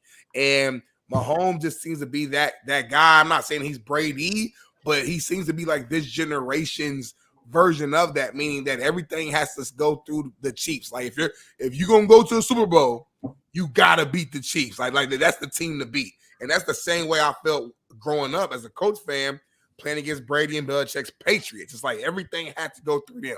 Good morning, Matt McChesney, 60 Academy, joining us. I want to address, first of all, real quick, before we get into Matt joining us, I want to address D. Jones said, stop it. When people were trying to blame Mahomes receivers, you weren't having it. That's not what I said at all. I said people drop balls, and guess what? You got to come back and win the game still in regards of a drop ball. That's what I said. I did not say it wasn't a good ball. I did not say – I did a live on Twitter that night that he dropped the ball to win the game. What are we talking about here? I said, great ball, great job, drop ball. So I would actually counter it and say, why isn't nobody talking about Stephon Diggs dropping the ball for Josh Allen last night? What are you talking about, D. Jones? Shut the fuck up. So anyway, Big Matt's here. What up? What did you think about this weekend's games? Next week, they're all on Sunday. I'm going to have Football Palooza, Smitty. They're all on Sunday next week. What are your thoughts on the first one? Let's dive into the Lions and Bucks. Or let's dive into Lamar and the Texans. The Ravens-Texans Saturday morning. I thought it was a good first half, 10-10 ball game. I thought they dialed up a good defense. They got pressure on Lamar. CJ was balling, I thought. 10-10 ball game, and then I just think attrition by the masses just ate up at them when they started running the football. And I just think Lamar factor took over with his feet, 100 yards rushing, 2 touchdowns. I just think that's too hard to counter for a guy that's CJ without Tank Dell. And I thought that was the issue there. Okay, so look, Lamar Jackson's the MVP. It's not a debate. And this guy's got to get his flowers at some point. And if they do find a way to beat Kansas City at home, which I think they're the better football team, just top to bottom. So, the equalizer is going to be the experience and Andy Reid and, Patrick Mahomes. Can you look, the Buffalo game, watching it, I felt like Buffalo could have won, but Kansas City's got championship DNA and Buffalo's trying to figure out how to get it. So, Baltimore's kind of in that same boat. Harbaugh's got championship DNA, but nobody else there has really been part of a championship unit. I don't even know if there's anybody on that squad other than, was Justin Tucker there when they won all that time? Yeah, he was. I think so. I don't know if they even have a guy on the roster. OBJ. No, not with the first Super Bowl. I'm sorry. I thought you meant just Super Bowl. There's guys that have Super Bowl experience, but not winning in Baltimore. So, got you. Look, Baltimore is tough. They're ruckus. They bring it. I love their defense. Queen and Smith in the middle are incredibly talented. I mean, I feel like I'm watching Willis and Bowman. I think Baltimore was a little sluggish in the first half. The punt return touchdown didn't wake up Houston. It woke up the Ravens. And they walked in at halftime and said, okay, fuck this. We're done. And they beat the shit out of C.J. Stroud. He couldn't get anything done all day. Houston's got something. They are on the up. Like, I wouldn't be surprised if they win the South again next year. It's going to be a very competitive division. I think the Colts are going to be much improved. I think the Jaguars are going to be really good after struggling. I think the Titans will be better than they were. So Lamar Jackson is the MVP. Lamar Jackson's now going to be a 2-time MVP. And if they make the Super Bowl and figure out a way to dub it, at some point the man's got to get his flowers. So I was super impressed by what I saw from him yesterday, the way he manipulated the pocket, his delivery, his accuracy, he didn't run a lot all year, kind of saving it for the playoffs, and went off 4 total touchdowns. I feel like Lamar could probably do that every week if he wanted to, but I think he's trying to fit himself into a more mature version of himself. Just because he can do something doesn't mean he's going to. So I was really, really impressed with the Ravens. They looked like the number 1 seed, whereas San Francisco looked like they were scared shitless and played really tight. And the minute Debo went out of the game, they were like, "Oh my God!" So, I think that Baltimore right now is the class of the NFL, bro, and they impress the shit out of me totally. I mean, let me throw out a monkey wrench in this whole thing. I want to throw this out there because I've had people on here who have 3 weeks ago, people were trying to ask Mike Tomlin to leave the Steelers, get out, blah, blah, blah. And then they go to the playoffs and he's the best thing again. I want to know from Matt McChesney and a real honest opinion from Big Smitty, what is the difference between Mike Tomlin and John Harbaugh? Please make me understand, because I'm confused as shit. And I want to know why no one brings it up. I want to know why no one's brought it up. How does Mike Tomlin take so much heat and he's so mid? But guess what? Mike Tomlin's mid? Who? Yeah. Where is this argument coming from? Well, he's got less playoff wins. Here's the thing. Well, no, come on, Smitty. We just talked about it. Mike McCarthy and Tomlin have literally almost the same playoff record. Tomlin hasn't won a Super Bowl since 2008 or whatever. And playoff-wise, he hasn't won in 8 years. He's on a drought, blah, blah, blah. Tell me the difference between that and John Harbaugh, who gets nothing but flower after flower after flower. Please explain it, because I'm here for it. Because John Harbaugh hasn't done shit either. And if he don't win this year, what is going to be the excuse for this one? Because Tomlin takes heat every year, and John Harbaugh gets anointed every year. John Harbaugh hasn't fucking won anything since 2012. Well, so what do you mean by one? So when you say win anything, you mean just Super Bowl, right? I'm confused on playoffs and Super Bowl, yeah. Well, he's won playoff games. I guess I'm confused on. I know McCarthy and Harbaugh and Tomlin, the standard's a little bit higher because they have won a Super Bowl. But I'm not saying either of you are saying this, but is the narrative out there that these three are not good coaches or something? Yes. Well, I'm on the understanding that McCarthy is a little gun shy in the playoffs and probably, might think about changing things in that regard. He's had a lot of opportunities, only one Super Bowl. But, I mean, Tomlin's never had a losing season. And, I mean, I understand that probably the people in Pittsburgh are a little fed up that they're only going 10-6, 9-8, whatever it was, and they can use that against him. But looking around the rest of the National Football League, I mean, consistency is pretty fucking tough, and they are super consistent, at least being competitive, and that's pretty much what you want every year. And then with Harbaugh, like, I've never heard anybody criticize Harbaugh that way. I think that's my point to this. I kind of love the fact that Tomlin and Harbaugh are in the same division. They play each other twice. There's so much consistency between the two squads. It's one of the things that makes Baltimore-Pittsburgh such a great game every year. Matt, you just said what my argument is. He always gets flowers. He never gets criticized. He hasn't done shit since Mike Tomlin has done shit. So I'm trying to figure out, why does Tomlin take so much heat and this dude doesn't? Are you saying he hasn't done shit? He hasn't done shit since his Super Bowl. He's two. Now he is back to 2-3 in the playoff with Lamar Jackson. He's 2-3. They had the number one seed 3 years ago. They were 14-2. I mean, that's saying that they haven't done shit. That I don't know if see, the thing is, Matt, JB's like Super Bowl or bust. Like the Super Bowl, you ain't did shit, and that's where I'm not. I don't. You ain't did shit. Don't change his goalpost now. I'm comparing him and Mike Tomlin. We were just vilifying Mike Tomlin on this show last week about him not winning and people trying to fire him. What is the difference between him and John? Question, homie. I'm not thinking. Not me. I'm not fucking saying Tomlin. But the media was doing it. Answer the question between the two. What is the difference? I'm going to answer it. I'm going to answer it. Mike Tomlin, although he's never had a losing record, Matt mentioned it. The guy's 9-8. He's like 10-7. He's like barely making the playoffs. Where Harbaugh was a number one seed 2 years ago. He's a number one seed now. The Ravens are winning 12, 13 games year in and year out. They've won playoff games where Tomlin has not won playoff games in the last couple of years. So you ask the difference, I'm telling you the difference. John Harbaugh, especially as of late, the last 5 years, I would say, has had more success than the Steelers. That's why I think he hasn't. No, he hasn't. What do you mean? What has Harbaugh had more success at? I just told you. This is his first AFC title game since the Super Bowl, bro. Hey, is Bailey on today? Yes.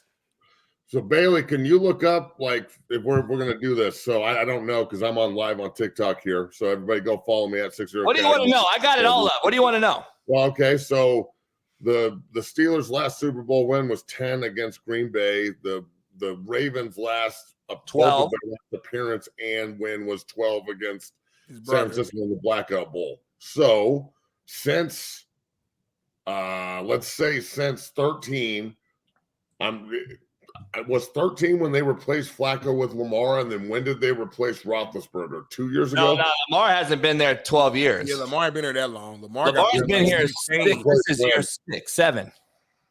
So Flacco played for another 3 or 4 years in Baltimore before they replaced him with Lamar? They had Flacco. They also had somebody else. No, Lamar replaced Flacco. Flacco got benched by Lamar. So all I know is Lamar ain't been there for 10 plus years. Whatever. I'm just saying, like, they're kind of mirror images of each other. They had great.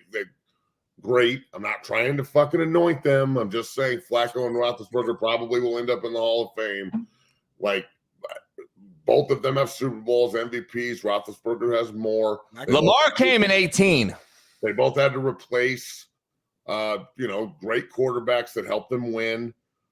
Baltimore did it with Lamar Jackson. It's taken them this long to make it, to the mountaintop again. And then they're only in the AFC title game. Pittsburgh has not reached that yet. They haven't figured out a way to replace Roethlisberger. And even when they had been at the end of his career, they had a couple of years where, they were the number one seed. They had the killer bees. They lost to Jacksonville in the division round. They had a great season. They were 11-0 3 years ago, and then they fell off of a cliff and kind of Philadelphia Eagled like the Eagles did this year, and they lost to Cleveland and Baker Mayfield in the division round. So I don't know, man. I think that both of these fan bases, the media pundits, everybody, if you're saying that, even the McCarthy, argument, and now the argument we're going to have with McDermott today about Buffalo and him being replaced. Sometimes, and I'm going to use John Fox as an example for this for the Broncos. John Fox had the Denver rolling with Peyton Manning. They were number 1 seed. They were setting records. They were killing people. But they lost the divisional round playoff game to the Colts and Andrew Luck, and it was bad. And people in Denver revolted, and it was bad. And the only thing they could really change was John. So they went and fired John Fox. They hired Gary Kubiak, and boom, that was the edge to put them over, get them to the Super Bowl and win it. Not just get there, like Foxy did with him with Seattle, and get hammered. So I don't know if the answer in Pittsburgh and Baltimore are potentially get rid of the coach, and that's the edge. Baltimore's still playing. I don't know if the problem in Pittsburgh is the coach. Now, looking at McCarthy and Dallas, I was kind of surprised that he didn't get fired, but at the same time, Jerry Jones wants to ride this one more time and see if it works. So I know I'm just asking the fact that we hear so much every year, fire Tomlin, and I don't ever hear fire Harbaugh. That's my whole point. And literally, they have the same postseason accolades. Literally. Well, and Harbaugh not only is the winningest coach in Baltimore history, he's the losingest coach in Baltimore history. And we all know because that's attrition and longevity. But what I'm saying, he's also the most losing postseason head coach. Well, he's been there for he's been there more. Yeah, that's just like. Well, I'm just saying. What are we talking about? He hasn't won since 12. And I just want the same energy. But again, to my point to start the show, Matt, we are only a what have you done for me lately business. We only care about what's going on now. He's in the AFC title game now, so he gets a pass. If he would have lost yesterday, I still don't believe he would take the same heat as Mike Tomlin. He wouldn't have been fired. And Mike Tomlin, the heat is different though. Just bring up the last 5 years of records. Thank you. Like, why are we ignoring regular season? Yeah. Baltimore's got a better record than Pittsburgh does over those states. I don't have it in front of me. Again, my phone is being occupied. So it's a fact. We can sit here and talk about like opinions, but just what are the numbers? Like I know for a fact that Tomlin's had the number 1 seed at least twice in the last 6 years, or at least won the division at least twice. Baltimore's had the number 1 seed at least 2 or 3 times in the last 5 or 6 years. Probably twice, I'd say, but they've been in the playoffs pretty consistently as well. I don't even know. Has Cincinnati even won the division? Yeah. They won the division, right after COVID when they beat the Raiders, if I remember correctly. They won it last year too, I believe, right? I don't know. I think Cincinnati didn't win it last year, and then they hosted Baltimore. Lamar didn't play, Huntley did, and then Cincinnati beat Buffalo in Orchard Park in the division round. So, look, I don't think you're going to get the same kind of you're not going to get the same narrative. I'm not going to get the answer. That's what Baltimore. Well, I don't have an answer for you, bro. I gave it. I gave it. I didn't like it though. I'm saying period. There's no answer to it. Nobody's going to answer it because the fact of the matter is this dude has literally the same accolades postseason wise, and we'll vilify Lamar Jackson for not winning. Every day I'm on the show, right? Smitty, 2-3 record playoff. But Harbaugh continues to get a pass. Well, I'm like, they're the number 1 seed, JB. You're criticizing a number 1 seed that just won 38-10. It just don't make sense. I'm not criticizing it. I'm asking you to compare the 2 coaches from the last time they've won something. Neither one of them are fireable. Neither one. Well, we tried to fire Tomlin 3 weeks ago. I think it's not me. I think it's fucking. I'm saying media, the world. I think it's ridiculous that both of them are even talked about in this light. I agree. They should be put on a pedestal about consistency and actually staying in one place for a long time, and the ownership and the fact that the Steelers have had 3 head coaches in their fucking entire goddamn life pretty much. And so here, real quick, they are too. That's the old Browns organization. That's consistency right there. That's a good thing. Let's move on after this. But since 2014, the Steelers have 3 playoff wins. The Ravens have 2. Okay. Now they have 3 since last night. They're both tied since 2014 with 3 postseason wins. What's wrong with that? I'm not saying nothing's wrong with it, but I'm trying to figure out how Harbaugh is so great, and Tomlin every year is on the cusp of getting fired. They have the same postseason accolades. Well, I'm gonna say this. I think nobody wants to bring it up. The problem is that Mike Thomas shouldn't be on the cusp of being fired. Whoever's saying But that, he is. That's my point. I'm saying he shouldn't. I'm saying that it's more so he shouldn't. I think we're looking at it from a standpoint. Well, Tom is on the hot seat. Harbaugh's been on the hot seat. I'm saying neither one of these motherfuckers. Hey, I'm not talking to you. Both great coaches. I'm not addressing you. I know. Only the media thinks that. The world does, and I only hear Tomlin. I never hear Harbaugh ever. That's because Tomlin's on vacation and Harbaugh's playing in the AFC title game this year, but not last year, not every other year. And the Ravens' highs have been higher than the Steelers' highs from a regular season standpoint. I think one has Lamar Jackson and Roethlisberger retired from the other place. That's what I think the real is. Let's just be true. Everybody that wants to bitch about Lamar Jackson and every franchise, fan base, every one of you motherfuckers could have had him last year. He was a free agent. So if Pittsburgh was smart, they would have signed his ass, period. Right. So all these Lamar Jackson can't play. Lamar Jackson's this, Lamar Jackson's that. Lamar Jackson's the MVP with the #1 seed and about to hoist a Lombardi if they do it right. So, and it goes to all this coaches. This is why I bring it up. Like, you go talk to, we're talking Shanahan, like you almost lost that. Let's be honest. Let's transition to this game, the Niner game, the second game that day. Jordan Love, I thought, played well. I think he's playing as well as any quarterback in the league towards the last 10 games. 22 touchdowns and 1 pick. He threw 2 picks in that game, which I thought was, again, this is my take on this whole thing, Big Matt. Jordan Love today, right now, is considered a losing quarterback, a loser, because he lost. The Green Bay Packers, in my opinion, just cannot figure out the 49ers organization as a whole. Aaron Rodgers, Brett Favre, you name it. The Niners have owned this organization in the playoffs. Having said that, though, the Packers go up 10 points if the fucking kicker makes a kick. And we anointed Tom Brady to start the show as a GOAT because how many he's won. And I'm saying, well, you take Adam Vinatieri away and we don't fucking know how many Tom Brady has. Last night or 2 nights ago, Jordan Love wins that game, beats the Niners if the field goal kicker makes a fucking kick. And the same goes for Josh Allen. We blast him. They missed a field goal last night. I'm curious on your take on this thing. Shanahan gets anointed the same way as Harbaugh, in my opinion, with 0 Super Bowl wins. And if he would have lost the other night, is he not fireable? No, I think Purdy would have taken the brunt if they would have lost. And it's when is Shanahan going to take the brunt? Like, he has to win this year, correct? He's not going to. He's there again. It's a consistency thing in San Francisco. And in my opinion, I remember saying this at the beginning of the year, and I'll ride with it.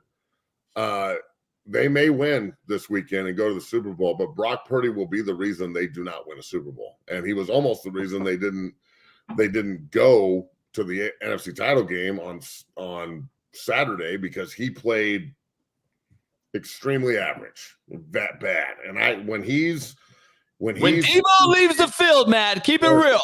They're bad. So they're not bad, but their system and the way that they run it with all their motions and the spacing, and it's, the way that each guy, Ayuk and Kittle and Juszczyk and Christian and, Debo and all these different cats, the way they fit into the system, it's like they're perfect chess pieces, but each chess piece can't play the other one. Like we can't take a rook and make him a horse. We can't take a horse and make him, a pawn. Like that's not the way this works here in this system. So, and honestly, it's not the way you really want it to work, but at the same time, your offense shouldn't just nosedive after one guy leaves, unless that one guy is your quarterback. I mean, because he's the facilitator. So I guess my thing is here with San Francisco is, are they super talented? Oh yeah, they're fucking ridiculous. They got dudes everywhere. But the quarterback position, Brock Purdy, I mean, Cam Newton got shit on for saying this, but he's right.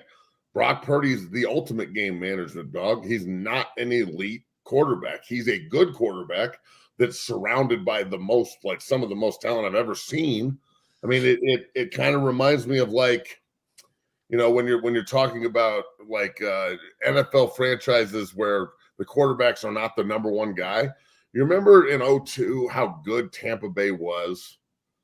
And like Brad Johnson's a good quarterback. He was always good, but far from great. And he just stepped in and Gruden said, just don't fuck this up. Yeah. I don't need you to be Superman. Just don't screw it up.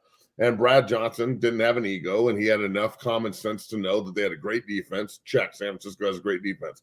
They could run the shit out of the ball. Check. San Francisco can run the shit out of the ball. They've got big play receivers that if you put them in position can win you football games. Check. San Francisco's got that the same way Tampa had McCardle and Keyshawn Johnson and all them cats. So what Purdy has to figure out is how to win when his back's against the wall. And to give him credit, he the last fucking drive of the game, he stepped up, put his nuts on the line, and they scored. So tip of the cap to you, Brock. But I think when San Francisco has to line up in shotgun and all of the gadgets and gizmos and motions and all the little intricacies that Shanahan and his offense puts into it, no one's biting on that shit anymore when you're down. No one's biting when you're even in the middle of the third going into the fourth. They're not biting on that anymore. And then it comes down to your quarterback being able to actually deliver the football when they know you're throwing. And I don't know if I watched him try and do that against Baltimore, and they beat the shit out of him on Christmas Day. So if I'm San Francisco, I'm really worried about that. I don't know if they do lose, whether it's championship game, which if Detroit won that game and went to the Super Bowl, that would be crazy. So fucking cool. I thought it would be Detroit and Cleveland. Half that dream died, but still Detroit might be able to get there. If this all happens, I don't know if replacing the head coach and the quarterback at the same time is feasible or smart. And I think that Lynch's like John Lynch, the GM, his relationship with Shanahan is so strong and they believe in what they're doing so much that it will be, all right, we need to replace the quarterback. Again, think about this. Why didn't San Francisco have to go after Lamar Jackson? They didn't go after Aaron Rodgers. Like, if you put Lamar Jackson on the Niners, because he was an unrestricted, this is what I don't understand, unrestricted free agent that's about to win the MVP and has the number one seed in the AFC. That is nuts. And nobody wanted him. Right. Nobody wanted him. Like, I'm sorry, but the NFL looks like a bunch of fucking morons right now. Let's talk about we're going to dive into Lamar tomorrow with Tank and yourself. Hopefully you could join in. I know you're on fucking, no, let me say pause. You probably three team me. So let me triple team me, I guess. Ain't nobody putting your feet in the air, dog. Chill. I know. Pause. Yuck. Whatever you guys say, pause. Let me ask you, motherfucker. He's the only baby on the group. I'm with you over here. Shit. Let me ask you the 49ers and the Green Bay thing. Like, I don't know if Detroit can beat the Niners. I don't know that question. Obviously, nobody knows. Everyone thought the Niners were going to mud stomp the Green Bay Packers, and Green Bay actually, I thought, controlled the game for the most part. Should have won the game. Aaron Jones is playing on an all-time. I mean, I was like, fuck, there's no stopping it. They're going to fucking play Detroit in that's not a good play, dog. Yeah, he could play. The Packers are on the Packers and Houston next year. Those two teams are going to be real good if they can stay healthy. Yeah, young wideout crew in Green Bay. Jordan Love, I think they're going to throw a big bag at him. He should. He's earned it. So let's dive into last night's game in Buffalo. Sean McDermott, again, has come up short. Here's my question to you. And this is going to be one that probably is not out there in the mainstream media today. I know for a fact that this job in Atlanta has been offered to a guy named Bill Belichick. He's interviewed a couple times. They're continuing to interview people around the league for certain jobs that are open that are yet to be named. Chargers, Atlanta, Carolina, Washington, Seattle. We have jobs that are open for, in my opinion, because one person hasn't accepted one job, and that's Bill Belichick accepting another gig, right? Agree. Yes. Is this here's the whole thing that gets all the internet going right here, though. Is Belichick told him to hold tight until last night's Buffalo Bill game? Because I truly believe that is the case. I think that he's waiting to see if they fire Sean McDermott, because I am taking the Bills job over the Falcons job if I am Bill Belichick. All day, every day. And everyone out there that says Belichick don't want to play in the same division is out of their fucking mind and have never played for the man. Anyone that I know, Adrian Clem, who coaches there at O-line, they're saying you're out of your fucking mind. He would eat his young on a football field. Mm-hmm. This is what he does, and I'm here for it, Matt. I want to see him at the Buffalo Bills head coach, and I hope they make the move. Sean McDermott literally, figuratively, and atrociously has been outcoached by Andy Reid 3 years in a row, and it is showing up. And Zach Taylor. It shows up dramatic fashion. Zach Taylor owns them. Andy Reid owns them. He cannot figure out how to get out of his own way. A fake punt with DeMar Hamlin? Are you kidding me? That was terrible. And they're so lucky it didn't backfire. I mean, I guess it did in the long run. They lost, but it was a 14-point game if they score. Yeah, like the fumble out of the end zone, that was just straight luck because Hardman is washed and can't play anymore. So, look. That's some lucky shit. Look, good for Pryor for making a play and going after the rock, but he didn't know he was just there. He's just trying to make a tackle. So this is a hell of a play by Buffalo to survive an awful fake on the 30. Like, dog, because they only had 10 guys on the field, we only counted 10, so we're going to run a fake. You're on the 30, homie, in the divisional round against Kansas City. You can't give Patrick Mahomes that kind of fucking. Hey, now they're going to say DeMar Hamlin's comeback player of the year. But I will say this, McDermott, it's time. We were just talking about John Fox and here in Denver and how good he was and how far he got Denver, but then he just couldn't get him over the hump. Same thing here with McDermott. If Belichick wasn't available, I'd still do it because I'd hire Mike Vrabel. So, Pete Carroll, I'm taking any of them. There's so many other guys out there that can do this job. But look, if you can get Darth Vader to come coach your football team when he has Josh Allen, and all of a sudden he can try and fix the leaky defense, and that's the thing. You give Buffalo a defensive mastermind, and I know McDermott's a good coach, but he's far from Bill Belichick. You give him a mastermind on defense, and you allow Josh Allen, you get rid of Diggs, you allow Josh Allen to kind of become. Look, Josh Allen's like the country version of Cam Newton. They are just both huge freaks. They can both get it. They can both throw the ball. They can both run the football. Josh Allen is not going to last forever. Not the way he plays now. He was taking shots yesterday, and I know he's a tank, but eventually one of those shots are going to dislocate his shoulder or fuck his knee up or something.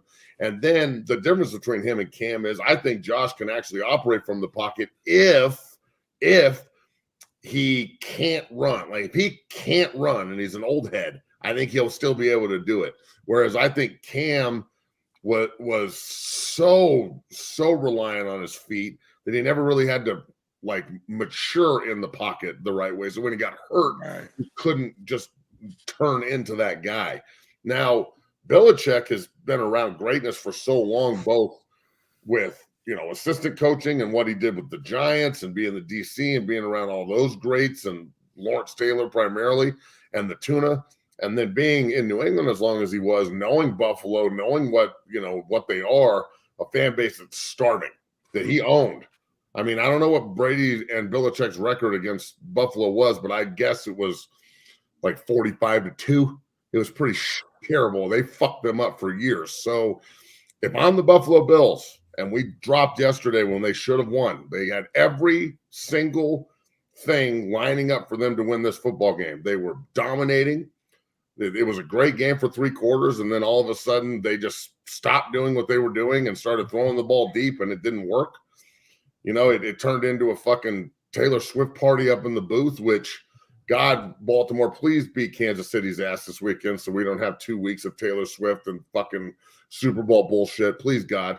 So I feel like Bill Belichick's just sitting there. And if you're Buffalo and you don't go hire this guy right now and he goes to Atlanta or somewhere else, and then all of a sudden they're turned around and they're killing it, and next year Buffalo's 11-6 again or 10-7, and Allen's doing fucking everything, pulling a rabbit out of his ass every time they need a play. He had 50 touchdowns this year, bro. 50. He had 50 touchdowns. If he has to do that again next year with no support, eventually Josh Allen's going to go, I'm not Jim Kelly, and this ain't the 90s, and I'm out. So do you want to lose Josh Allen and the potential, or do you want to go add Bill Belichick to that mix and then back up? Put Darth Vader in there, back the fuck up, and see what happens. They will own that division like they already have because the division sucks. Miami's supposed to be the big dog in it, and they're softer than baby shit, dog. They're terrible. So, you know, he can just switch fucking jackets and switch hoodies, cut the sleeves off of a Bill hoodie, and go dominate the East again for 5-10 more years. So, and then the other thing, Coach brought this up. Belichick and everybody he rolls with run on spite.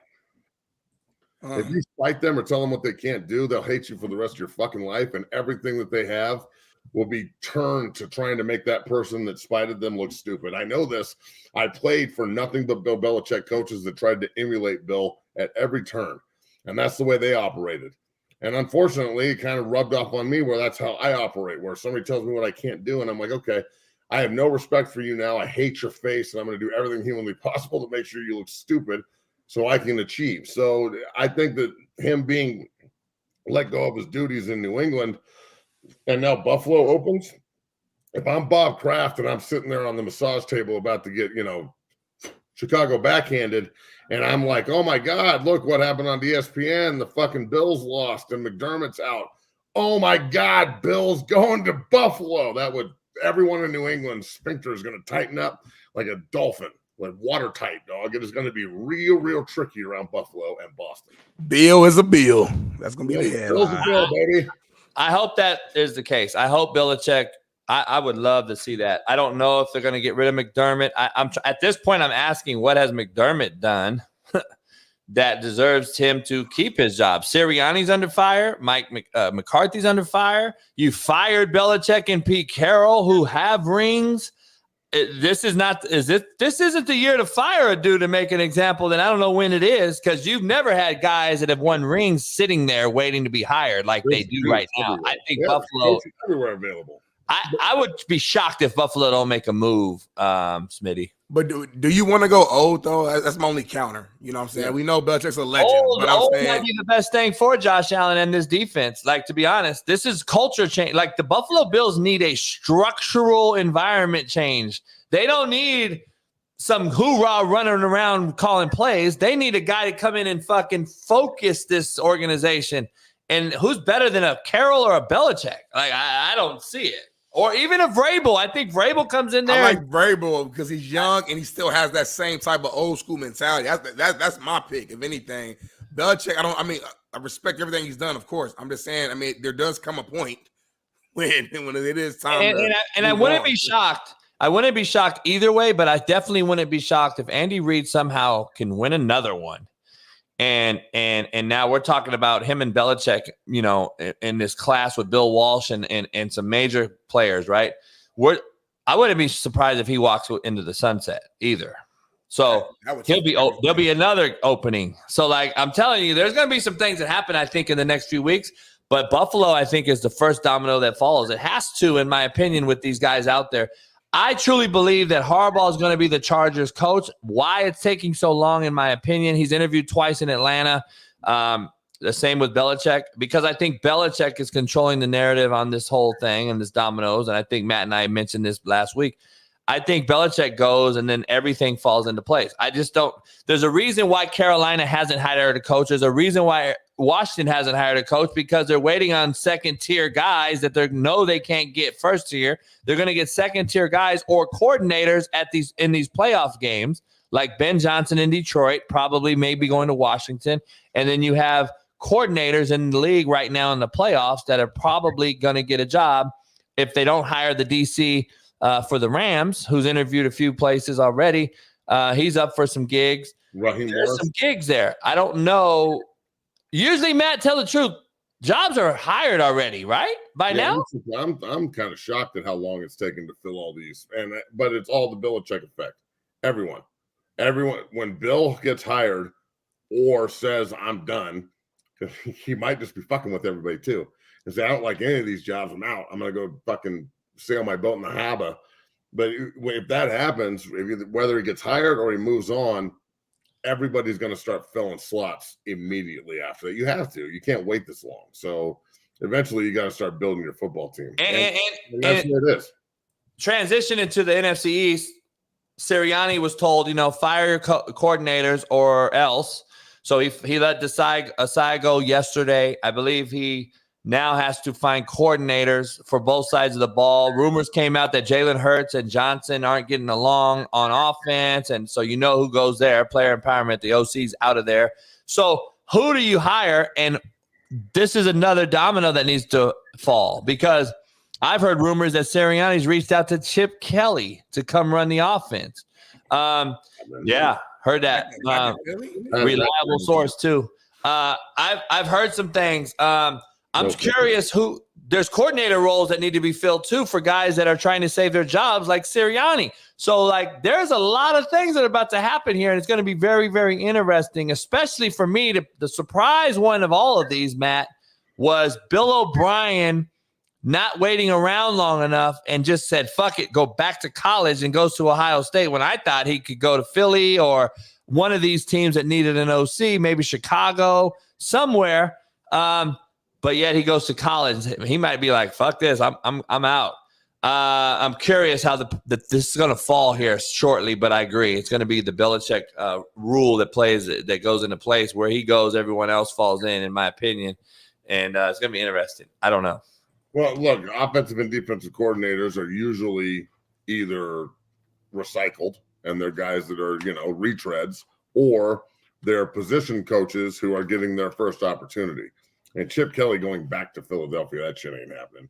And especially leaving a head coaching position. But at the same time, this has got to be somebody that doesn't just agree with Sirianni the whole time. At some point, you've got to have somebody that pushes back.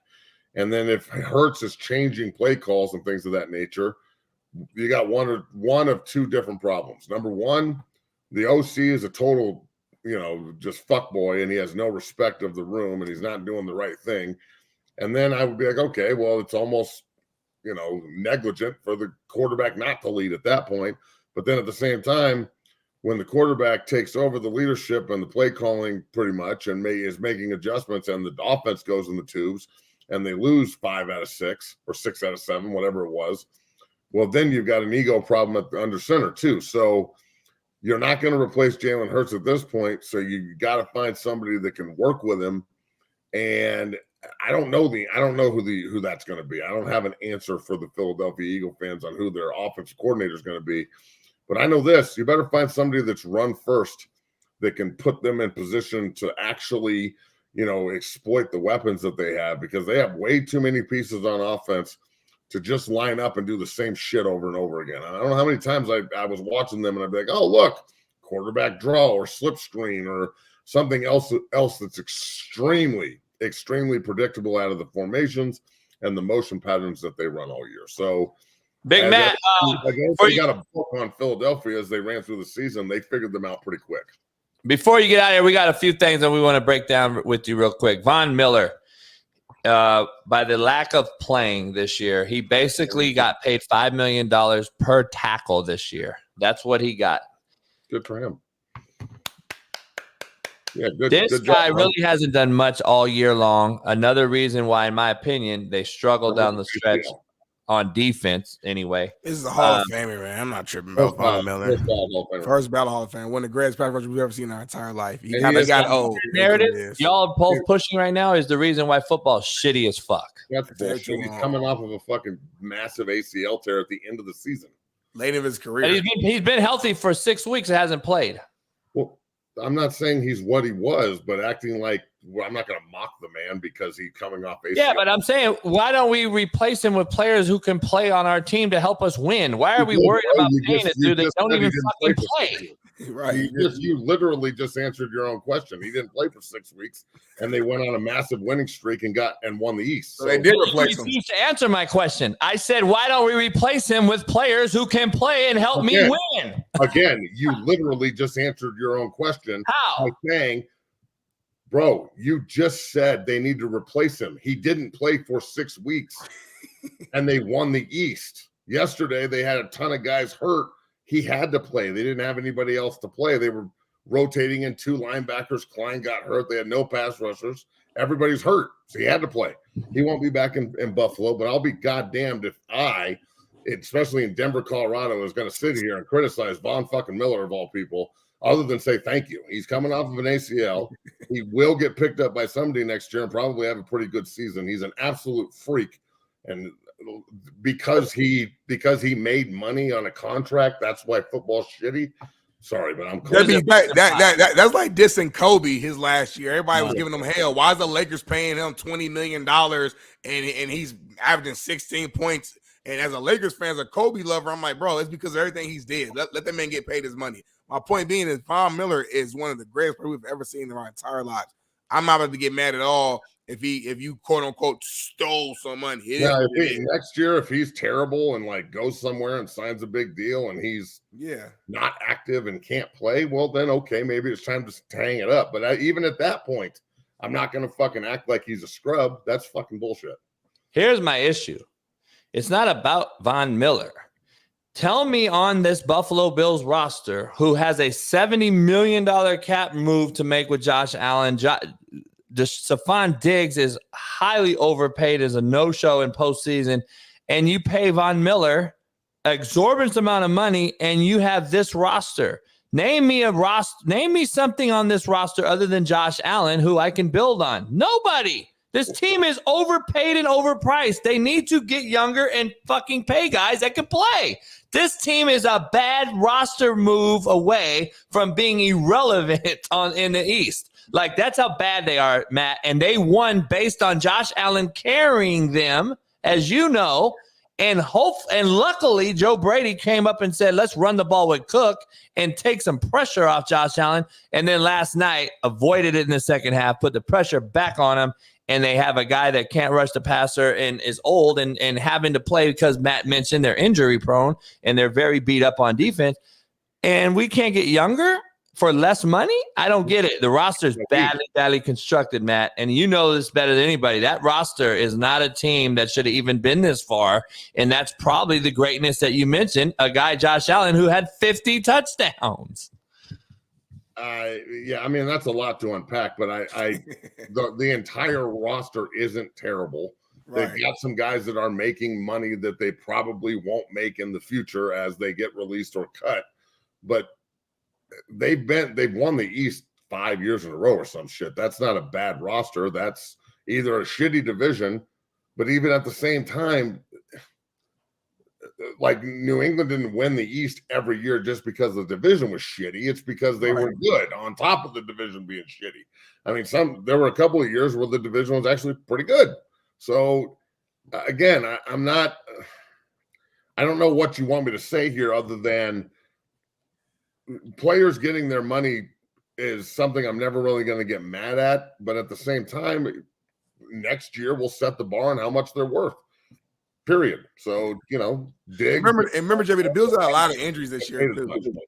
Yeah, the Bills had a lot of injuries this year, too, JB. So, like, the guys you saw out there on the field are not, like, Matt Milano's a name that comes to my mind. That guy's a beast when he's on the field and he's healthy. He's been hurt for, like, all the season. So, like, they have a good roster. I'm not saying they're the number one roster in the NFL, but to say they're shitty, I think is a little bit of a stretch, in my opinion. I don't see a lot of guys on that roster that are to build a roster, like we're talking about Belichick going in there. Matt and I were talking about a culture change. Like, I don't know if a guy like that takes that roster and just sees it and goes, "Oh fuck, you're a must keep." I don't see the Bills having those guys other than Josh Allen, who we are asking if is he the most overrated guy because he can't get over the hump and beat Mahomes. That's the poll question today. So like that's what I'm saying though, Matt. Like that's what I'm saying, Matt. Like just take it facetiously. Like we're asking if this guy's overrated because he can't beat Mahomes. His window's tightening down as far as a Super Bowl. His Super Bowl window is closing. I think we could all agree to that. And he can't beat Joe Burrow and he can't beat Mahomes. When is he going to win? And I'm looking at this roster like, well, you can't keep the current roster construction and think they're going to win next year, right? Wouldn't that be pretty ignorant? Well, what? No. I mean, they just won the East and won a playoff game. So I think that if you add a little bit more, I don't think his window's closing at all. I think Allen's window will be open until he's physically unable to do the job, because you're always going to be competitive with him, and eventually he will get over the top. I really think that Allen is just a more athletic version of Elway, and I know Elway went to some Super Bowls early, but I mean he was a guy who just couldn't get over the hump for years and years and years and years and years and carried his teams. And again, the right coach and the right scheme projected and propelled him to double back-to-back Super Bowl wins and about Hall of Fame, which he was anyway. It just validated it. So again, it all comes down to Josh Allen's not the problem. The issue is the head coach and the consistent small game attitude that he has. And Bill Belichick is the number one big game coach in history. Like, if you want a big game, I want Bill Belichick coaching it. So I just think with him sitting out there, we'll put it like this. You want me to start agreeing that Josh Allen is a little bit overrated and can't get it done? Give him Bill Belichick for 5 years. And then 5 years from now, if Bill's getting fired and Josh is getting ran out of town and they can't win a playoff game, then I'll eat crow. But I'm telling you, you give that man Bill Belichick and a little bit of consistency and a defense that's going to support him and not make him just constantly have to, be Superman. I think that it just could be a little bit different. The narrative might be a little different. That's all.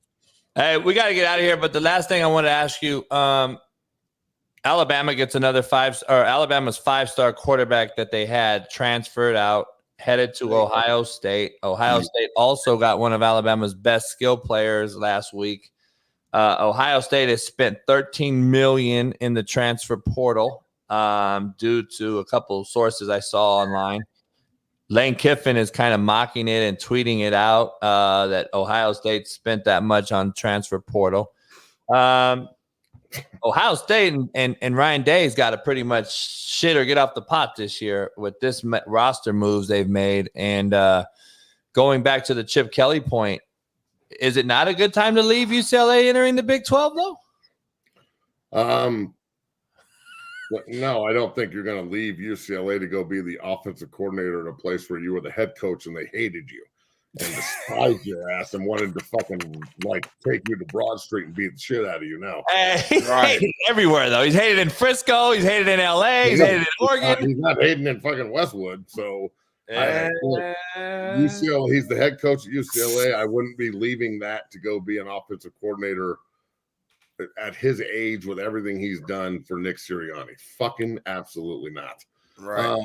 The Alabama thing is they just lost Nick Saban. Of course, their guys are going to transfer. They have the option to do it. They're going to do it. I think that any coach out there criticizing how much money another coach is spending in the transfer portal is almost comedy at this point. Like, you're all playing this stupid fucking game. Everyone looks greedy and everybody looks pretty stupid. And, I met with Coach Rule the other day in my office at 6-0, the head coach of Nebraska. And we were talking about his comments to the media about a month and a half ago about how much it costs to actually get a good player, blah, blah, blah, blah, blah. And, it's going to be the haves and have-nots here pretty soon, guys. It's going to be the schools that can pay NIL, and they're all going to play each other, and that's going to be one division of college football. And then there's going to be everybody else that can't and doesn't want to do NIL, and they just want to play college football the way it has been played throughout the years. So that's what it's going to be. And, this like a college coach making fun of another college going out and spending money on college football free agents is fucking hilarious to me. Like Lane Kiffin was just driving around with kids in a fucking Lamborghini and a Maybach and shit down in Confederate land where he coaches the Ole Miss Rebels. Oh, he does it to troll. I think he does it on purpose. I know he does it on purpose, but my point is, like, he's probably doing it because he wanted the kid and didn't get him. So I don't know, man. I think that the entire college football thing is it's making me not give a fuck about college football. And I love college football, but at this point, like, I'm just sitting back and I'm just going to be a fan and watch, and I don't really care. Like, whatever happens, and that's cool. And I guess, like, whatever players are on the team, whichever players you can buy or whatever mercenary you want to bring in, that's cool too. And, if you want to recruit kids, cool. And if you don't, cool. And I really could give a fuck anymore, bro. I'm so played out and burnt out by the entire thing that I just don't care. So, whatever happens in Boulder, I hope they win. Whatever happens in Columbus, I hope they win. Like, but I'm just going to watch and kind of sit back, and I could give a fuck. Hey, Smitty has to leave early today at 8:30. I wanted to ask you one last thing, even though I've said that 3 times. Yep. I wanted to ask you one more time. You say every time you're going to ask me a question. He does this every time, and he asks 30 more minutes to the day. I love Matt. I like seeing Matt on here and pause. All right. I'm not going to say pause, by the way, on every single thing I say, because you fuckers, you young fuckers, if you don't understand, if you guys don't know that I fucks pussy, then you don't know better. All right? So look, I fuck pussy. How do we get to that place? Hey, now that's a great line in Friday After Next. Hey, here's the thing, like, because everyone got to say pause now. Motherfucker, only insecure weirdo fucks got to say pause. Get the fuck out of here with I don't understand. What does pause mean? I don't know either. Nothing. Isn't that just a setting on your controller? Yes. That's exactly what it is. Who watches DVDs anymore? So what is... I'm sorry, I'm old and I don't know what pause means. My bad. It's not even a young person's thing. I mean, people your age do it for it's just an East Coast thing. So what the fuck is that supposed to mean, you 27-year-old child? I'm 30 years old, man. 30 years old. Grown ass man. Shit. I put my boots on one foot at a time like you do. I pay rent fucking the same way you do lights, gas. On one leg at a time. I do all that shit. Afterwards, I make gold records. I put gas in my car. Motherfucker, I do everything you do, man. I'm a grown ass man. Hey, I gotta ask you though. Last night, here we go. What you gonna ask, man? What are you gonna ask me now? Here's it is right now, man. I want to get to this serious shit right here. I want you to make this make sense. This is a segment we do on the show. Make it make sense. Why would Todd Bowles not call a timeout when it was 3rd and 12 with 35 seconds left last night to force the Lions to kick the ball one way or another? Either try the long field goal or punt it and try to coffin corner it and keep it down in there. Nobody caught it. I didn't see it on ESPN or Fox. I didn't see anybody. One of our good friends, Mr. Jennings, former Giant and Niner, mentioned it as well. But Steve Kim and I were talking in Weddle, and we all were saying the same thing. What in the fuck are they doing? Why aren't they calling a timeout? Take a listen to this video, Matt, and answer the question, please. Hey, look, as an NFL player, this makes 0 sense what I'm about to show you. I want you to see this. Tampa Bay's fighting to win, to go to the fight for the championship. One timeout, it's 3rd and 12. One timeout, it is 3rd and 12. They just threw a pick. Check this out. I want you to see this in real time of how it happened. Take a knee. Guess what they should do? Call timeout. Tampa Bay should call timeout. We know that, right? Why? Because now it's 4th down and 13.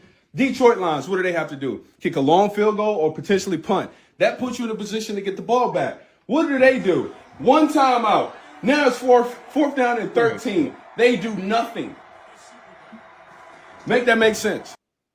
Make that make sense is the name of this segment brought to you by BetOnline. I got to ask you, is this part of what they're saying, the script? Did you see this right here?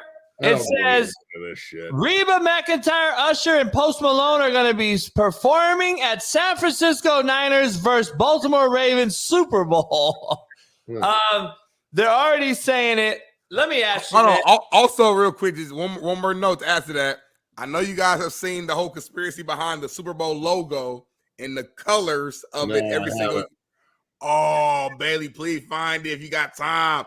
And so the last 5 years or 4 years, whatever, the colors of the Super Bowl logo, the two colors match the teams that play in the Super Bowl. So this year, they've been all year long, it's been purple and fucking like red. So they've been saying it's gonna be Niners and Ravens all year long. Fuck all that. We don't know what's real or what's not. But Matt, explain Todd Bowles' decision, bottom line, because that to me is elementary school shit, and it fucked over, in my opinion, fucked that team off. At least I want to see you. I'm going to send all the game was over unit at you. I'm going to block the field goal. Shit. The game was not fucking over. Everybody's seen crazy shit happen at the end of games, especially in the playoffs. Laterals, Tennessee Titans. The game was over my dick. Y'all think Baker Mayfield is about to fucking score in 13 seconds and pull off fucking Mahomes? No. Oh, Smitty, you're going to just say, fuck it. I'm going to lay down, take it in the ass, not even try. No, I'm not taking none in the ass ever. First of all, pause. Second of all, if you were on the fucking field and you would say we're going to lose? No, if I'm on the field, yeah, call a timeout, duh, but I'm not on the field. So I'm watching from a realistic standpoint. The game is fucking over. Y'all know that. I think they should have taken a timeout and tried. I'm not saying that. I'm saying I don't think we should argue about the shit as if it's like, damn, that was gonna really win the game. Oh, you literally just said the game was over. Here we go, right here. Yeah, okay, that's a little fucked up, but I'm not going to buy into the Cincinnati thing because they were picked to finish last in their division the year they made the Super Bowl. I'm not buying into that shit at all, guys. Football, there's too much shit going on for it to be scripted. I agree. I'm not buying into the conspiracy. Too much shit going on to think it's scripted. There's no fucking way, dude. I was playing. It can't be. There's too many variables. There's too much shit going on. You'd have to involve too many fucking people. And there's 11 people, Matt. Do the math. There's millions of scenarios. There's no way. The scripted fucking football games this isn't the WWE. This isn't Goldberg against Sting. Like what? Hey Matt, you got to sit there and tell every single person because the one guy like Smitty, let's just say Smitty's on the roster and he fucking blocks the PAT and they're like, "What the fuck you doing, Smitty?" He's like, I didn't get the ball. Like, there's no way. The refs will always correct anything. We can't get this third down because the fucking script said so. Get the fuck out of here. The refs will self-correct anything. Oh my God. Like, this is what wrestling fans, and I'm not talking about wrestling. I'm talking about grown men in fucking onesies grabbing each other and acting like they're tough. Don't disrespect the WWE. I'm not disrespecting it. I have no respect for it. Therefore, I can't disrespect something I have no respect for. Ooh, I want to see. That's a bar. Nah, I wasn't that big of a bar. I want to see your ass get in the ring. Football's a real sport. Wrestling is entertainment. That's facts. A motherfucker jump off the top of the cage through a table that you can't fake that. That's all I'm saying, man. I ain't never seen your big ass jump off a cage through a table. Too. There's stuntmen too that get thrown through walls. Can't fake that either. It's on film, right?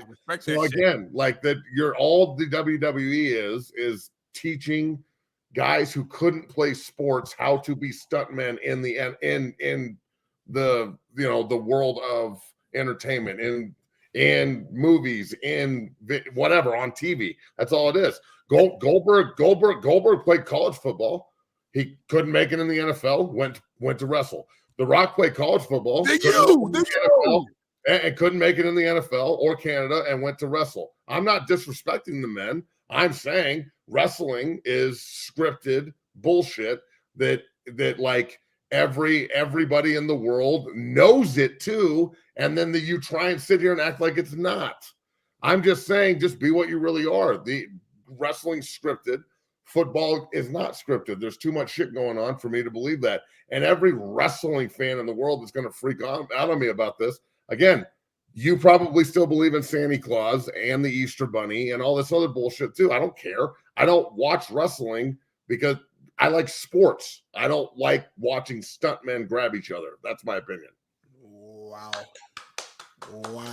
I agree. Oh my God, you disrespected wrestling. Get the fuck out of here. Your mentions are about to be absolutely Dude, I don't insane. give a shit. Give me a fucking break. My mentions about every fucking wrestling fan is going to come after me now. They're going to kill you. Triple H You fans, and all your Gold wrestling fans, fans, Undertaker how fans. does that sound? How's that sound? Hey, I'm gonna get criticized. What are they gonna fake fight me? What are they gonna do? Fake fight me? They're gonna fucking choke. Those are real athletes. They might choke your ass out. Nobody gonna do shit. You ain't gonna do shit. They ain't gonna do shit. You're a bunch of fucking amateurs. That's fake it. Ain't nobody fight, gonna do shit. fake fight me. I choke you out for real. You ain't gonna. You know what I mean? Don't put me in the mix, baby. Come Don't put me in the mix. on. If I want to watch people fight and I want to watch men like compete one-on-one, I will go watch UFC or boxing. That's all I'm saying. If I want to take my kid to watch a bunch of mongoloids sweat on each other and have fun and be entertained, I'll take my son to a WWE event. I'm not disrespecting it. I'm not trying to do it. It looks pretty difficult from a cardiovascular standpoint, but everything's scripted, bro. They know he's about to get Matt, from a what standpoint? From a what? Cardiovascular standpoint.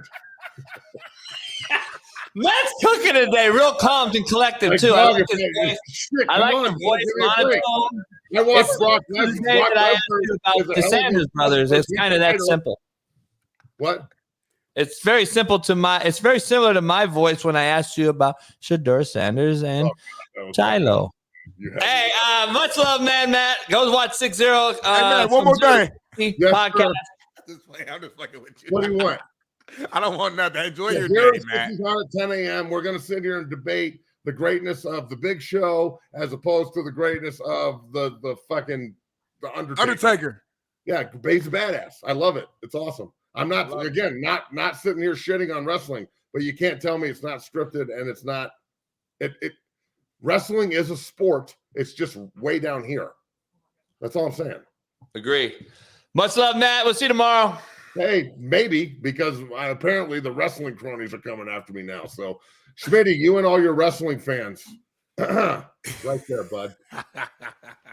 Later. Peace. Hey, speaking of MMA and scripts and all those things, I posted a video that kind of got a lot of traction, and I don't know if you saw it. Look at this shit right here. The referee let this motherfucker get absolutely murdered live on TV. Look at this right here. Look at this motherfucker. Look at this. Where's the ref? Look at the referee. This motherfucker's just letting go. He's dead. The referee just committed murder.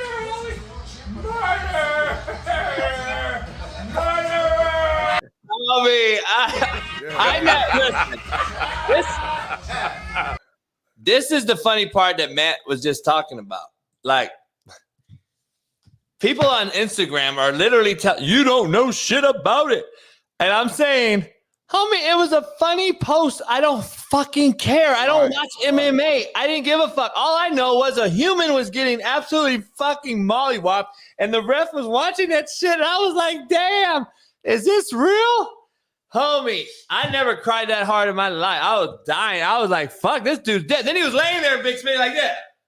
I thought the motherfucker was dead, homie.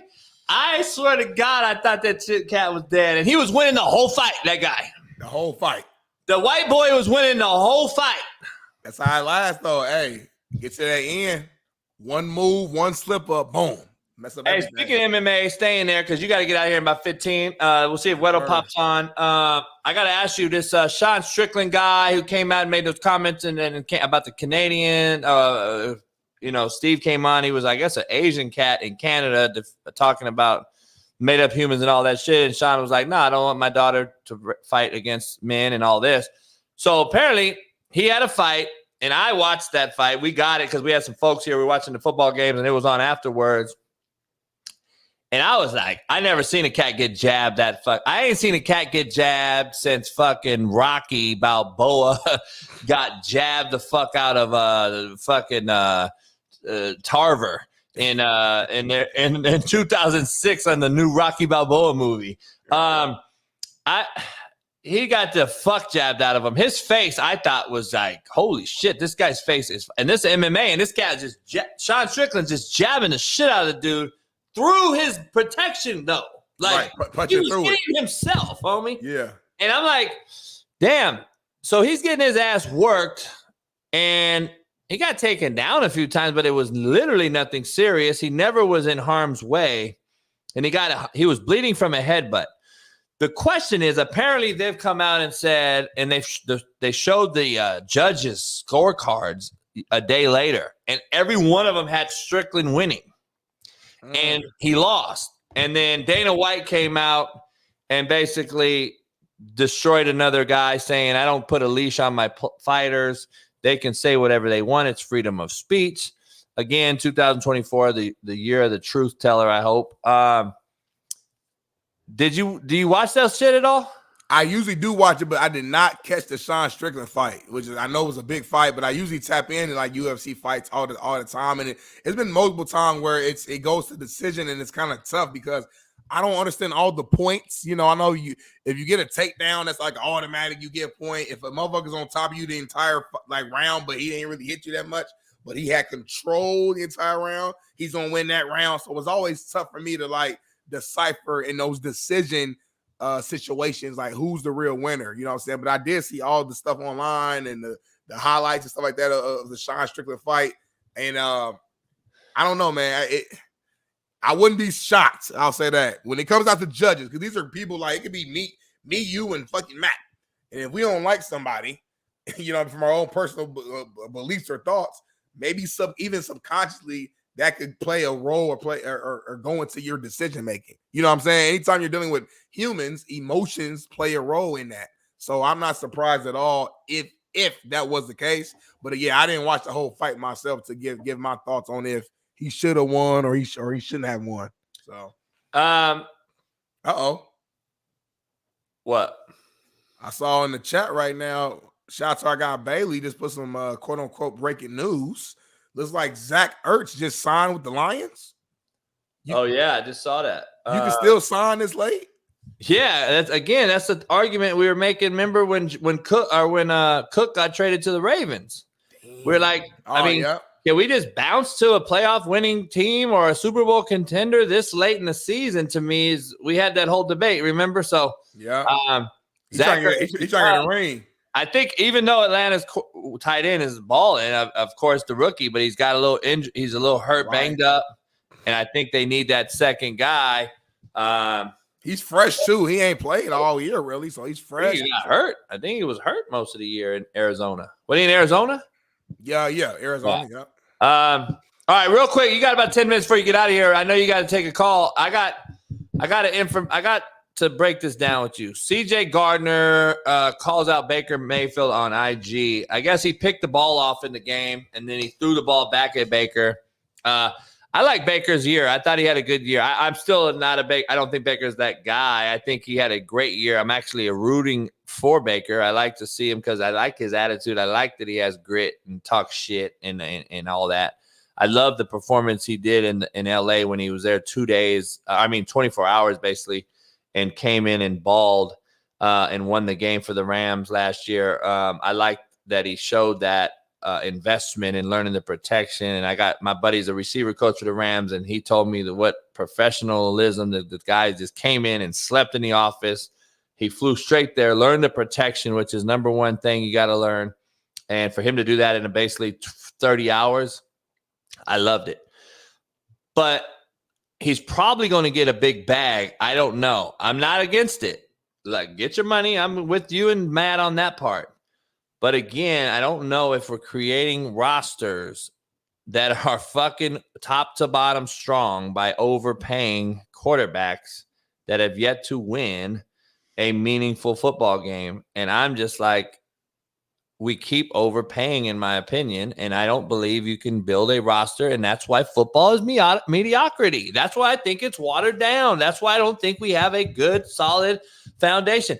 Lamar Jackson now and Mahomes now back in the AFC title game. Like, let's just be honest. He's going to win the MVP. Lamar will. Kudos to him. 2 in a row, two MVPs. Mahomes has 2 MVPs. They're going to play each other this weekend. But let's make no mistake about it. Lamar has to win it this year because to me, this is the year. Like, this is your year. because of what I've said. And there's no excuse. I'm not hating. I'm just telling you, we all know, everyone out there seeing it. Big Smitty's been on the show admitting it. Football is not what it was. It's very, very watered down, and this is not the best product we've seen. But you have to still win it when it matters. The bubble championship, Lakers won it. Everyone hates on the bubble championship. I'm like, well, I think it was a harder championship. I wouldn't want to have done it. Lamar has to win. I don't care. There's no excuse, in my opinion. I think he has the best team. I think they have the best defense. And I think this is the year they do it. E-Dub, do you agree to that? What's up? What's up? What's up? What up, what up, what up? Man, what a weekend. Man, you're torn, huh? You're torn. You got like Chargers got to hire somebody. The Rams lose in a horrible refereed game. And then you got and then the Ravens are in the thing and back in the ship. I started this show off very controversially with Matt and Smitty, and I want to know why Mike Tomlin has been taking so much heat every 3 weeks when they lose a few games in a row, and then Harbaugh seems to me that he gets like anointed every single year, but they literally have the same postseason accolades. Literally, one of them won it in 10, one of them won it in 12. And then since then, they have literally 3 playoff wins. Both of them have 3 playoff wins since 14.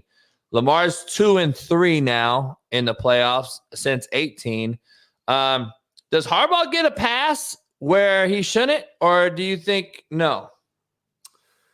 Shoot, no. I think if you look at both their teams in the talent on both sides, the talent is out of this world. The guys that they've coached and played, had under them, who played. I think the biggest difference is the quarterback of the Steelers for all those years and the Ravens, and the job to still be competitive at times with maybe not stellar play for most of the times with Joe Flacco. So I think the pass per se is a lot of times the job he's done with what he's had on the offensive side of the ball has been pretty impressive to keep that competitive. Now, you can say the same thing about Tomlin the last couple of years with what he's had to deal with since Big Ben's left. And I'm good buddies with Ben. We'll have to try to get him on. And I know the ending and what was said about him the last couple of years. Everyone gets old and your time comes, but you need to appreciate what you have, because not everyone can do what these guys have done, and fans are always ready to move on to the next player, but it's not always the case. Let me ask you, switching gears to Tampa Bay, do you pay Baker Mayfield what rumors are spreading right now, upwards around $40 million? Do you pay Baker Mayfield that much money?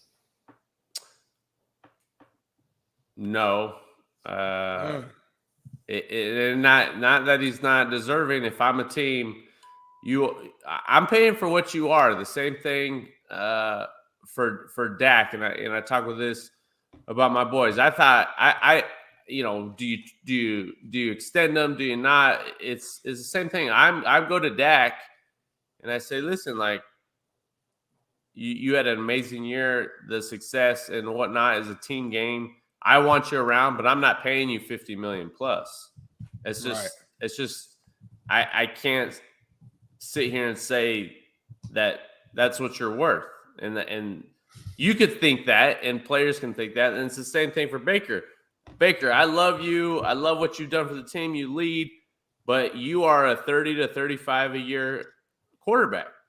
Now, we'd love to have you there, and we'll guarantee and make it so it's good for both sides, but I'm not paying average quarterbacks. I'm not saying Dak's average quarterback. I think he's above average. But in Baker's case, like, you might as well just draft a kid and keep the cap instead of being locked up $50 million a year. Like, there's no way. Same thing with Love. I'm making him prove me another year and maybe another year before I pay him $50 million plus.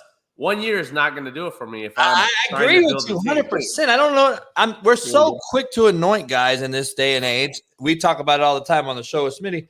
We're so quick and immediate to anoint guys, and then I think we get overzealous. We pay. We ruin our roster. And a year later, we're trying to get out of a bad contract. That's all you hear now. Trying to get out of the Kyler Murray. I'm trying to get out of the – like, hold on. Let this guy show you that he can do it. If he had beat the Niners, Jordan Love, we're talking, and he goes on and fuck, maybe I pay him. He did something Aaron Rodgers couldn't do. But then you're stuck in the Joe Flacco situation. Yeah. And he had him by the balls. So I listen, it was his first big contract. And if it's a first big contract for yourself, I say get what you can, get the most you can. If it's your second and third and you've already made so much money, then are you really about winning, especially for the quarterback position, especially for them, because you control the team with the amount of money you hold up. And then as management goes, you're put in a position that, do you continue to ride with this guy and kind of suffer the consequences later down the road, or do you start over? It's just a tough line to draw, but I'm more so make them earn it. I had to play 4 years, hit free agency before I got my second deal. I had to play my whole 5 years after that to get my third deal. And at that point, I had made enough money where I wasn't trying to break the bank then. It was more so fit. It was more so how many more players can I bring with me for my last stop. And I think that gets lost in the shuffle. You want to make, when is enough money enough money? I think we all can understand, like, when you have a lot of money in the bank, if you're not dumb with your money, you should be able to be. That's generation wealth, like generation. So the whole Tom Brady example, like, I'm not saying you should take 10 million or whatever he was making, but let's make it worth it. Guys are making so much money nowadays. Like, let's spread it out and try to make this a dynasty. You also have to trust your front office, though, that they're going to make the right decisions. No doubt. It's like I've seen cases where guys have, like, took the team discount, so to speak, or whatever, and then they still don't win because the GM or whatever didn't put the right team around them. So I agree. It's still a risk, and that's why I always lean more so on the side of the player just getting your money, only because I also understand the NFL stands for not for long. A lot of these guys don't have guarantees, so you better make as much as you can while you can, because once it gets cut off, it's cut off. So I feel what you're saying, though. Like, at some point, like, I see both. Yep. I support guys, but when it's like quarterbacks, it's like, you're making crazy, so much. Like, you're making 1 year, you're making what guys used to make in their entire careers. So it's, where is the balance? Where is, but like you said, management, you don't make those type of decisions. You're not improving the team. Well, then you're losing and you're miserable. Like, no amount of money can make you happy when you're losing, and everyone, it's not fun. It's not worth it. And especially when you've already made it, per se. Right. No, I definitely. Smitty, I know you got to go. You got your last question before you get out of here? Smitty, got to go? Where you got to go, I got to go a little early, man. But I got to ask you. Running your birthday or what? Man, this birthday weekend was crazy. It's his half birthday already. It's his half birthday. I'm 30, man. I got other things. I got some calls, some business calls I got to hop on. But I wanted to ask you this before I go, though, because obviously you're not going to be here for the rest of the week. Yeah. Can we get your picks? And I know your picks for the championship. We got the Ravens and the Chiefs and Baltimore. Oh, yeah. And then we got the Lions, 3-1-3, and the Niners up in the Bay. Who you picking and why? Of course, I'm going with the Ravens. The job that Mike has done, and then the way they responded at a half was really impressive. I was texting JB first half, and I said, if the Texans continue to keep it close, this is not going to be good when it comes down to the second half. And I was impressed. I was excited to see the adjustments in the play, running the quarterback, making throws when he had to. He was running around a little too much for me in the first half, and at times it caught up to him. But Lamar led him. I loved the fiery halftime, whatever went on in there. And so, yeah, I don't think the Chiefs are going to be able to do much on offense, if I'm being honest. I think they're going to struggle to move the ball. They're going to struggle to create big plays. I mean, it was shocking to me yesterday how many 20-yard plus plays against the Bills defense they had.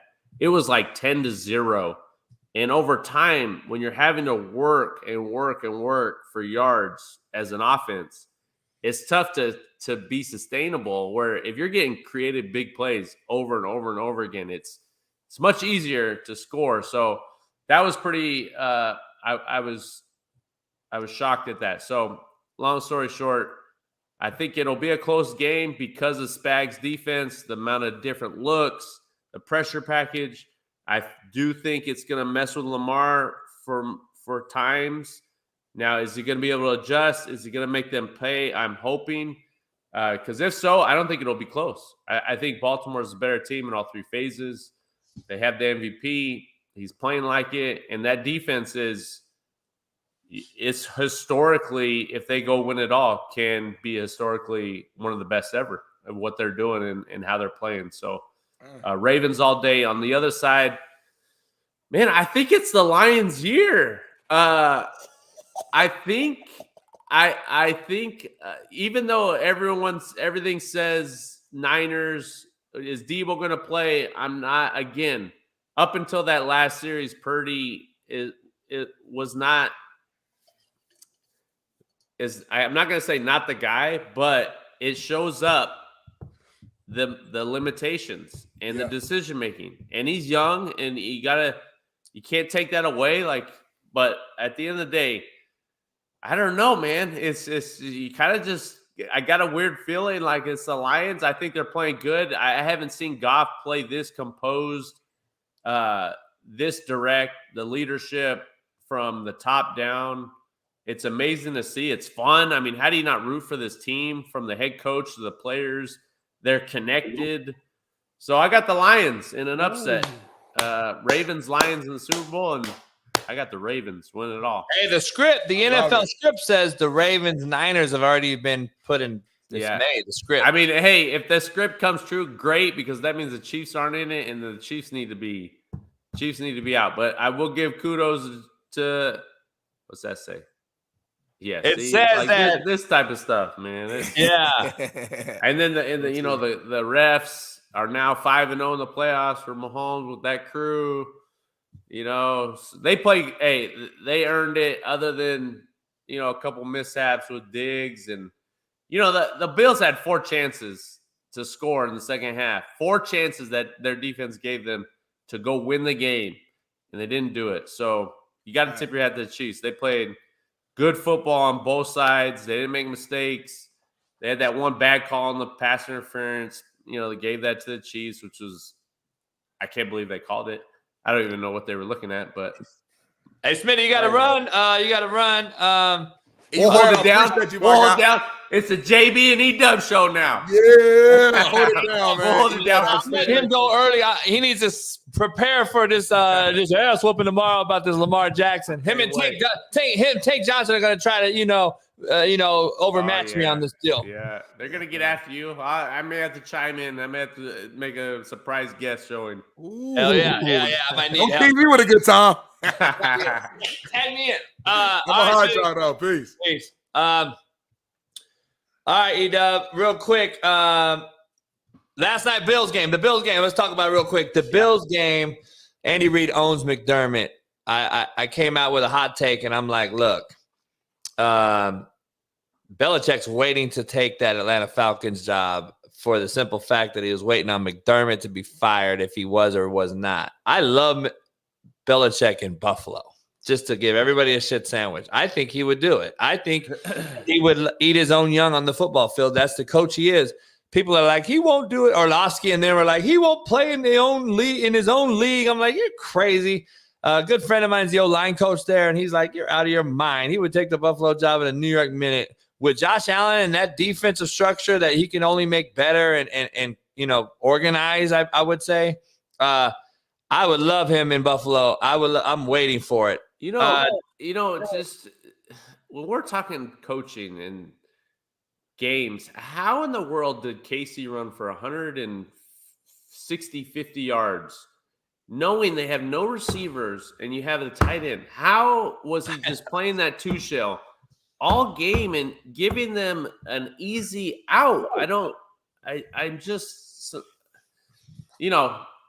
again, we can move forward. But again, I think, of course, why wouldn't you want to go to the Bills? You got Allen, even though he's had his not so stumblings. I mean, he is a stud in the playoffs. You look at his stats, almost 300 yards passing, 50 yards. Like he brings it in the playoffs, and he ran hard. You know, it's a different story if a couple balls get dropped, if they get caught, or he makes better decisions on second and third down. Not sure why you're going in the end zone when you had the shallow, and then you had that little shin or indie route outside. You just take what the defense gives you in those moments. You don't need it all with 1:30 left, which is unfortunate. But also, what is Atlanta? Does he know a quarterback that's coming? Because why are you even entertaining that job? I'm confused as well. I've heard that job is like a done deal. I know he's been there twice and interviewed twice. I don't know what Atlanta has. Here's a rumor that I heard from a coaching buddy that's in the NFL right now, coaching, not in the playoffs. He's heard that Belichick has already reached out and they have they've had conversations, and that he would bring him in a 1-year deal. Kirk Cousins.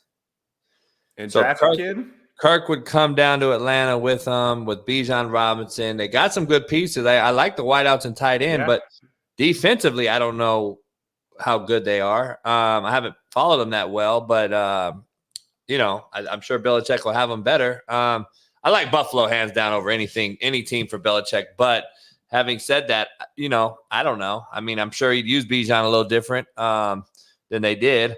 And if you get a guy like Cousins, I think Belichick only wants to operate with veteran guys that I think, are more like a Brady. Pocket, throw it on time, throw it away. I don't know if he can go with a guy if he wants to go. Like, I don't know if he would take a shot at a 1-year deal Baker Mayfield. No, I think if he does something like that, I wouldn't put it past him if there's a guy that he wants to tie himself to maybe 6 to 8 years, like, all right, let's draft this kid. Let me help him and let me see what I could do. I wouldn't put that past him and try to build a team around a rookie quarterback that him and ownership think that they could be that he could be the next guy to lead them.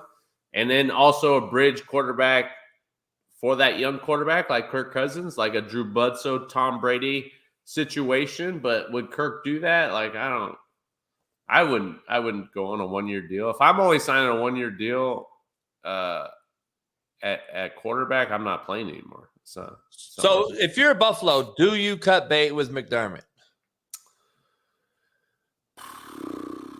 I mean, I like the guy. I think he's a great coach. Andy Reid owns him. I know he was with Andy in Philly for years.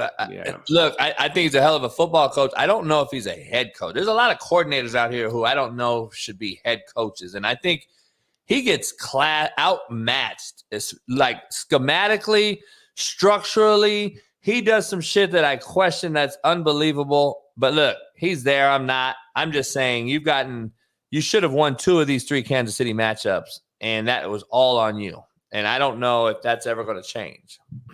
Yeah, it's hard for me to say a coach needs to go when you're playoffs, divisional round. Yeah, I know. Championship games. Like, you're just like he's under the heat, and he just went to a Super Bowl. Yeah, I think that's more so something going on within the building. Maybe some of the decisions he's made, and maybe ownership was like, listen, you can't make these type of decisions again. I mean, you look at the Bills, it's almost as if it's a Peyton Manning, Tom Brady type rivalry where it may take a couple more years before they get over the hump. And Tony Dungy didn't get canned after some losses in the playoffs to the Chargers, to the Patriots before they ended up winning it. So I don't know. I'm opposed to making decisions like even McCarthy. Like, I don't think he should be fired because of that. Now I see when are things going to change? Well, you just can't think of the next guy's going to do a better job when the guy that you have is giving you a chance every year. So maybe you just got to continue to improve. It's a team game. It's multiple aspects, as you know, and I'm not a jerk your knees type decision maker. I trust the process. I trust what my vision is. Now, I'm not the owner. I'm not the GM, so that's just me. And if I'm in that situation, but if you've lost the locker room, that's a whole different story. And if you had, then you gotta find a new guy. Yeah, I agree with you totally on that one. These games are interesting. Matt and I are arguing. Von Miller basically had made $5 million a tackle. Goes back to what you were saying, like this roster in Buffalo. And I'm staying on Buffalo because to me, I thought they ran the football down Kansas City's throat. They dominated them up front for a whole first half. And then the second half, it's like they go back to riding Josh Allen's coattails. And I'm like, why are you putting so much pressure on this dude again? You've had 8 weeks of success without doing it and running with Cook and moving, using it multifaceted. And now you're back to putting all the onus on this guy who struggles in big time games for whatever reason, because probably you put too much pressure on him. He had 50. I think a lot of that is like adjustments. Like obviously Kansas City made some adjustments for the run game. So instead of running outside zone and duo, can we run maybe some gap scheme? Can we maybe get it on the perimeter with QB? Like you end up running the same runs. It's professional football. These guys are great at what they do. How are you not changing up?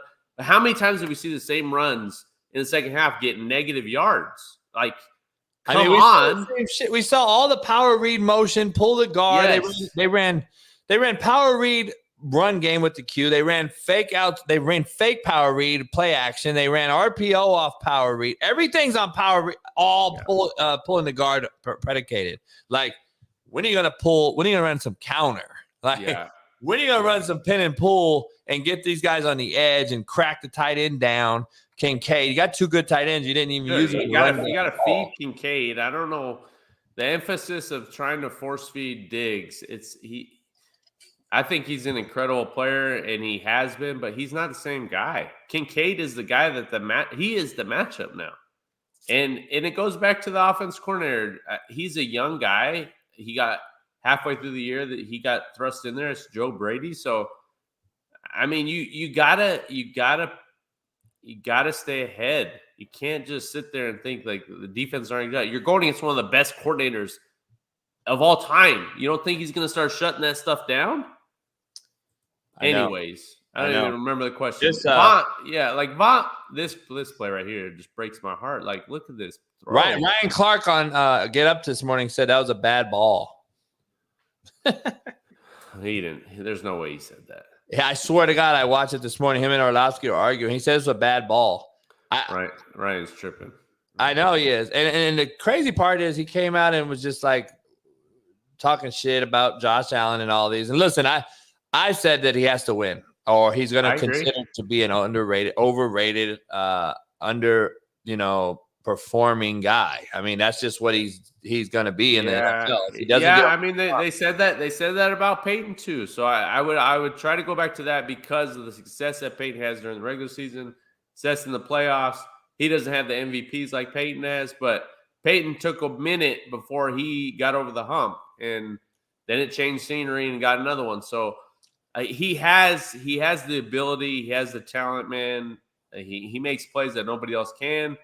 But again, he makes those decisions that, maybe needs a veteran coach, an offensive coach that's respected, that's done it to help him get over that hump. I don't really know. In Von's case, Von was brought in to help lead him to a championship, right? And if a team's going to give you a crazy deal, then you're going to take it, right, as an older guy.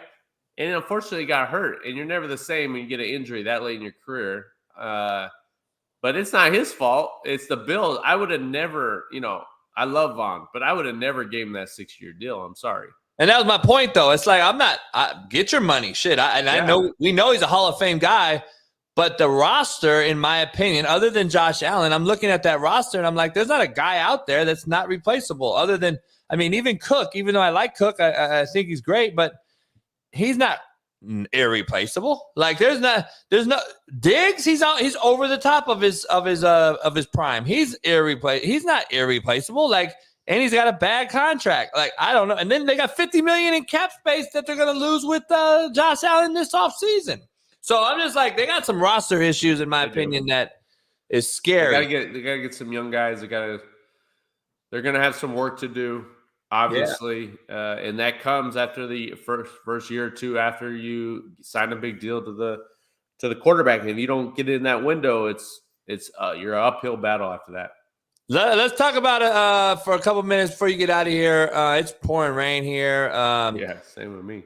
Is it? It's raining everywhere. Huh? I thought it was over in the weekend. Now we just got it out of nowhere. The Bears, Justin Fields. Last week, Cliff Kingsbury interviewed for the OC job. People thought looking like Shane Waldron now, huh? Yeah, that means people thought they were going to bring Caleb Williams in from SC with the Cliff Kingsbury connection. And then they get Shane Waldron, who's been in Seattle. He was in the Rams with me my last year. With you at the Rams. Years. Yep. I know he's a good dude, good coach. Let me ask you, does this solidify the fact that Justin Fields is staying put now? Well, I'm not saying anything that I know with him, because this is more of a, get the ball out, boot game, quicks, timing, those big pressure routes, outside cuts, the deep digs, like skinny post, timing route. Like, I don't know he comes from Sean McVay's tree and what they run. That's what I'm asking. That's why I'm really curious here. Like, I don't know. Like, Geno Smith was 72%. He took a step back last year, but the year before that, he wasn't running around. He was playing the quarterback position the way it's been. That's why you were so high on Seattle this year. Like, he played the quarterback position as good as anybody 2 years ago. This year was not very good, but that's the type of offense. So putting Fields, a young guy who's not that, I don't know. I don't know which way they're going to go. I've already said that I'm more on the side of trade the top pick, get an extra couple first rounders, and try to build for the next couple years. And if you don't, you cut bait after that. But build your roster. You got to build your roster if you don't have that guy, whoever that guy is. Yeah, I don't understand it.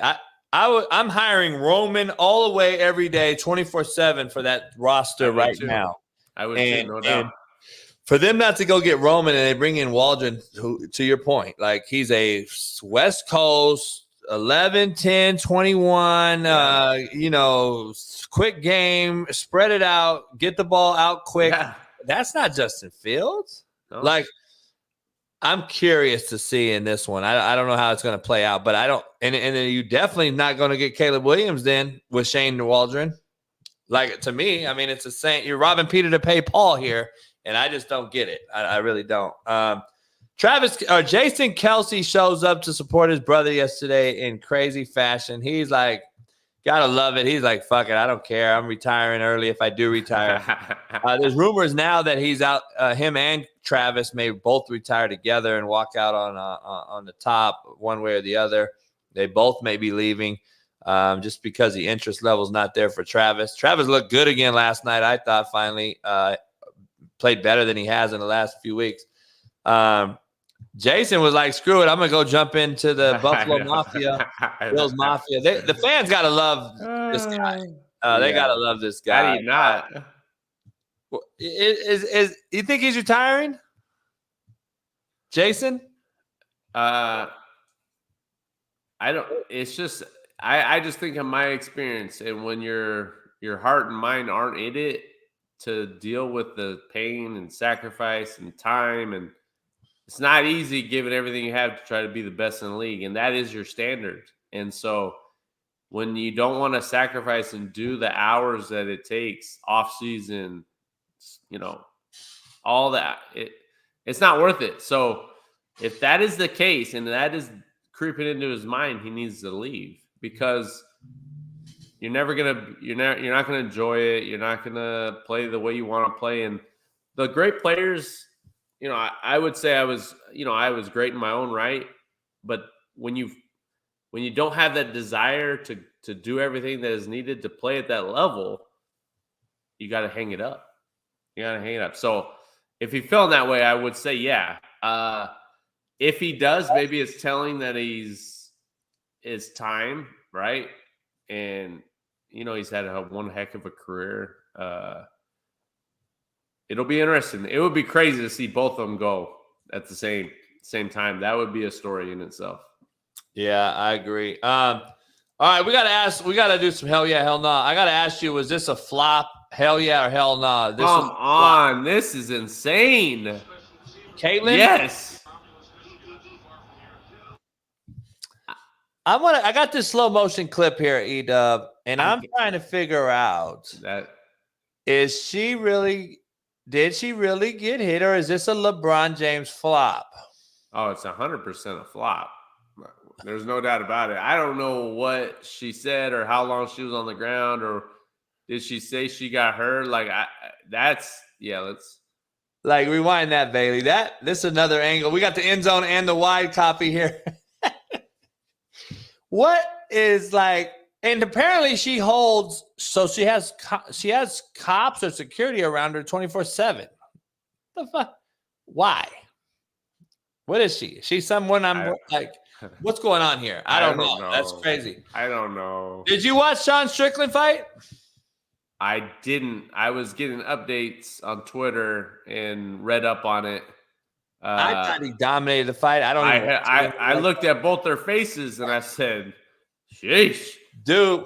I'm telling you, he was jabbing the cat like Rocky used to get jabbed by Clubber Lang. Like I'm like, damn. I heard that since he was very outspoken about having his own beliefs and his thoughts, and no one can control that, as we all should, and should be able to say whatever we want and not get destroyed over it, that they kind of took it out on him and didn't want him, the judges and this and that, and being up in Canada and that whole craziness up there. So I'm curious if that's true. That it's unbelievable. I've been saying 2024 is the call out year, the year of the call out. Yeah, Dana White. I love it. And Dana White apparently came out and addressed the similar. I guess he was agreeing that Strickland should have won. And like they were saying, a lot of people had it 4-1, some 3-2, but no way was it the other way. And then all of a sudden it's there's a scorecard. They had Strickland winning on every card on the. There was another one. There was another card out that showed everybody a day later came out and showed everybody had Strickland winning, and then out of nowhere they have him winning. Yeah. Dana White addressed another woke media member by saying, "I don't put my guys on leashes." You obviously give a long leash to your fighters about what they can say when they are up there with the UFC microphone, and you are getting into territory of homophobia, transphobia. Like, is there? I don't give anybody a leash. Well, I'm saying a leash. I'm like free speech. Control what people say. Going to tell people what to believe. The guy didn't know what to say. I don't fucking tell any other human being what to say, what to think, and there's no leashes on any of them. So great. That's what it is. That's how it should be. I was asking that question. I'll move on, though. Yeah, probably a good idea. Good idea. I mean, see, that's the thing I don't get, E-Dub. This is what pisses me off when I go after these people on social media who come back and say, "I'm just trying to help, man." I'm like, no, you're not. You're a liar. You're not asking a question, number one. You're making a straight up blanket statement. And I don't understand how the media has been allowed to be so irresponsible now with their questioning. Either it's a race bait, or it's a homophobic rant or a debate or something to put you in harm's way as the person being interviewed. They're trying to put you in harm's way, period, by their questioning, which is not really question, it's statements. He just told him by putting a leash on him. Well, really? I don't put a leash on him. That's not a question. It's a statement. You're lying. You're saying that I put a leash on him. I don't. So we get these narratives in the NFL as well. Mainstream media, they push all these different narratives. Like, why is it always something about color, orientation, some sort of shit? It's like, man, just ask me the question and ask a real question. Quit saying this is how it is and then expect me not to cuss you out Yeah. It's wild that so much is brought into the game of whatever the sport is, not on the sport. If you want to ask questions that have nothing to do with the sport, then do it in the off season or do it in private, not in a setting where it's about a fight or it's about the game. Like, don't ask me about stuff that's irrelevant to what's going on. It's not, there's nothing constructive that's going to get it. You're going to not like my answer, and I'm not going to like your question because I'm in a lose-lose situation. You're just trying to bait me into saying something that I don't believe, and that may not be the case. And too often times, athletes are pressured into saying what they don't believe for fear of losing their job, fear of getting fined, fear of this and that. It's like, if I was those hockey players, listen, I don't care what you do in your own setting, but I am not putting no stuff like that on anything. Sorry. And if I'm getting fined for that, I would have got fined for it. But too often times, like, you don't have a choice now. Like, you just have to go along, even though you may not agree with it. No, that's not okay. That's why we could be getting more money than we've ever had, because they're telling you what to do. I don't know. Shit. I mean, I'm tripping. Let's end the show with hell yeah, hell nah on this E-Dub Monday. Hell yeah, hell nah, big E-Dub. We got the first one. Is Josh Allen the most overrated QB in recent history? Hell yeah or hell nah? And take it in context before you answer. I know your answer. Ryan Leaf or some. We're talking about a guy that's relative, who's made playoff run, who's won 5 playoff games. He has more playoff wins than anybody besides, I believe, Burrow and Mahomes. So in this little class. So is he the most overrated QB in recent history that's been successful on a good team? I don't know if there's one that, because he can't get over the hump, and you can't compare Manning and Brady if one can't beat the other. This is a one-sided ass whooping contest every year. This guy hasn't won one time. I would say hell nah. It is a team game, and a lot of times, is it Josh Allen's fault that some decisions in these games are not, he has nothing to do with? So I don't know. No. Next one. Hell yeah, hell no. Then segue. Okay. Sean McDermott will be fired. Hell no. Really? Yeah, I don't think so. I'm gonna go hell yeah. I think the Bills got to shake. Yeah. They got to shake it up. E-Dub, because you can't keep doing the same shit over and over, expect a different result. Hell yeah, hell nah. Mike Evans is the most underrated wide receiver in NFL history. Oh gosh, history. I think he is. I'm gonna go hell yeah. I'm gonna say. How about we say just the last 2 decades, that we look at those receivers the last 20 years. I think so. What he's done in his career. He got drafted in 2014 by the Bucks. He's had 10 1,000-yard receivers with a slew of miscellaneous quarterbacks. I don't know how he can still run like he runs. I'm telling you, listen, I know my buddy Coach Beatty, who recruited him and coached him at A&M. They had another receiver there at the time, a Manville high school kid named Kerryon Parker, who I coached at Garden City with Carlos Thompson on the show. Kerryon Parker is the single greatest phenom I've ever seen play receiver. And Beatty told me, like, JB, Mike Evans don't even play if Kerryon didn't have a stomach ailment. He was a Manville, Texas kid. You can look him up. He was unbelievable. 6'5", 220, 4'3", jumped out the gym. He was unbelievable. He was there with Mike Evans. They were both there at A&M, and they were freaks.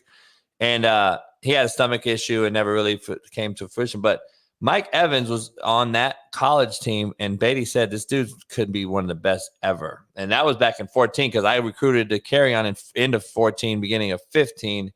That's when Mike got drafted by the Bucks.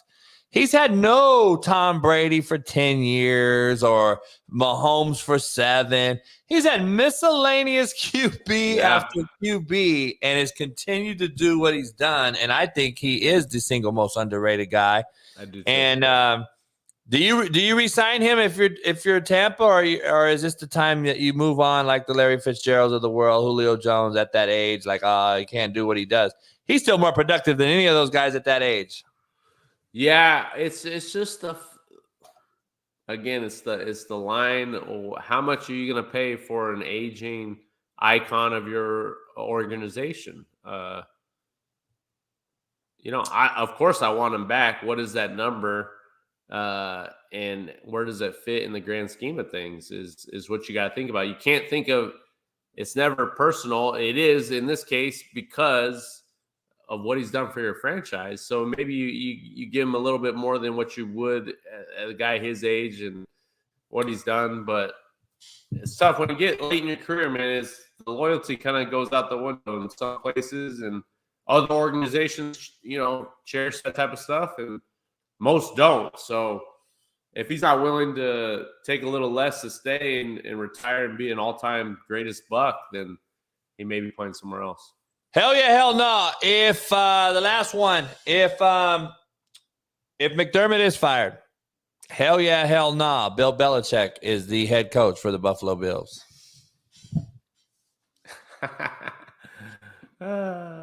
That's too. We don't even know if they're interested in him. You say, hell yeah, hell no. If he is fired and that job's open, who else do you go after? Rabel? Like, who else would you go after? Like, there's no way I'm not going after Belichick if I'm the owner. There's no Harbaugh? Harbaugh, but I think it'll be a Charger. I think we agree that. I think it'll be a Charger. You think he's going to go back? Like, I'm hearing his assistants are going to get big-time raises, be top coordinators in the country. He's going to get a big old deal. And he's I think if he was coming back, that the writing is clear on the wall and everyone's just not looking. I think if he were to go back to Michigan, McCarthy would have came back. McCarthy declared because Harbaugh told him. Yeah, I mean. I don't know. I think. E-Dub, stay dry. It's E-Dub. Pound the like, subscribe, become a member if you're not one. We had 1,300 people here today. Shout out to everybody coming in on a rainy Monday.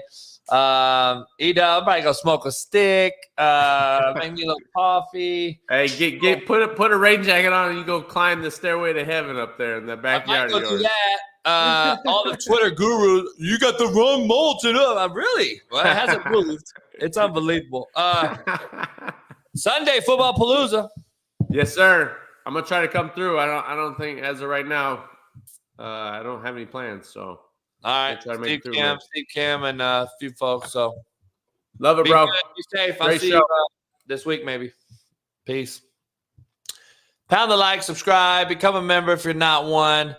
Jim Harbaugh meeting with the Chargers this week again. So if he was clearly going back to Michigan, I don't believe he'd be doing that. So pound the like, subscribe, man. Shout out to everybody. 3 hours went by fast today. And listen, Brock Purdy will be the reason the 49ers don't win a Super Bowl. Just remember, pound that like, subscribe, become a member, man. We'll be back tomorrow for Doc Talk Tuesday. We got Dr. Jesse Morse on, Steve Kim, Big Matt, plus Tank Johnson's going to come in and try to what is the word do you use without saying pause? I don't know what I use. Tag team me, double team me, pause. Fuck, I don't give a fuck. Bring it on. I'm ready. Let's do it tomorrow right here on Doc Talk Tuesday. It's a fully loaded show. We'll see you then in 21 hours, God willing. Pound that like. Peace. Missing, we switched it and filled the gap. Smitty and Jason Brown, we killed it, yeah, it's a wrap. We want the games we're missing, we switched it and filled the gap. You are now tuned in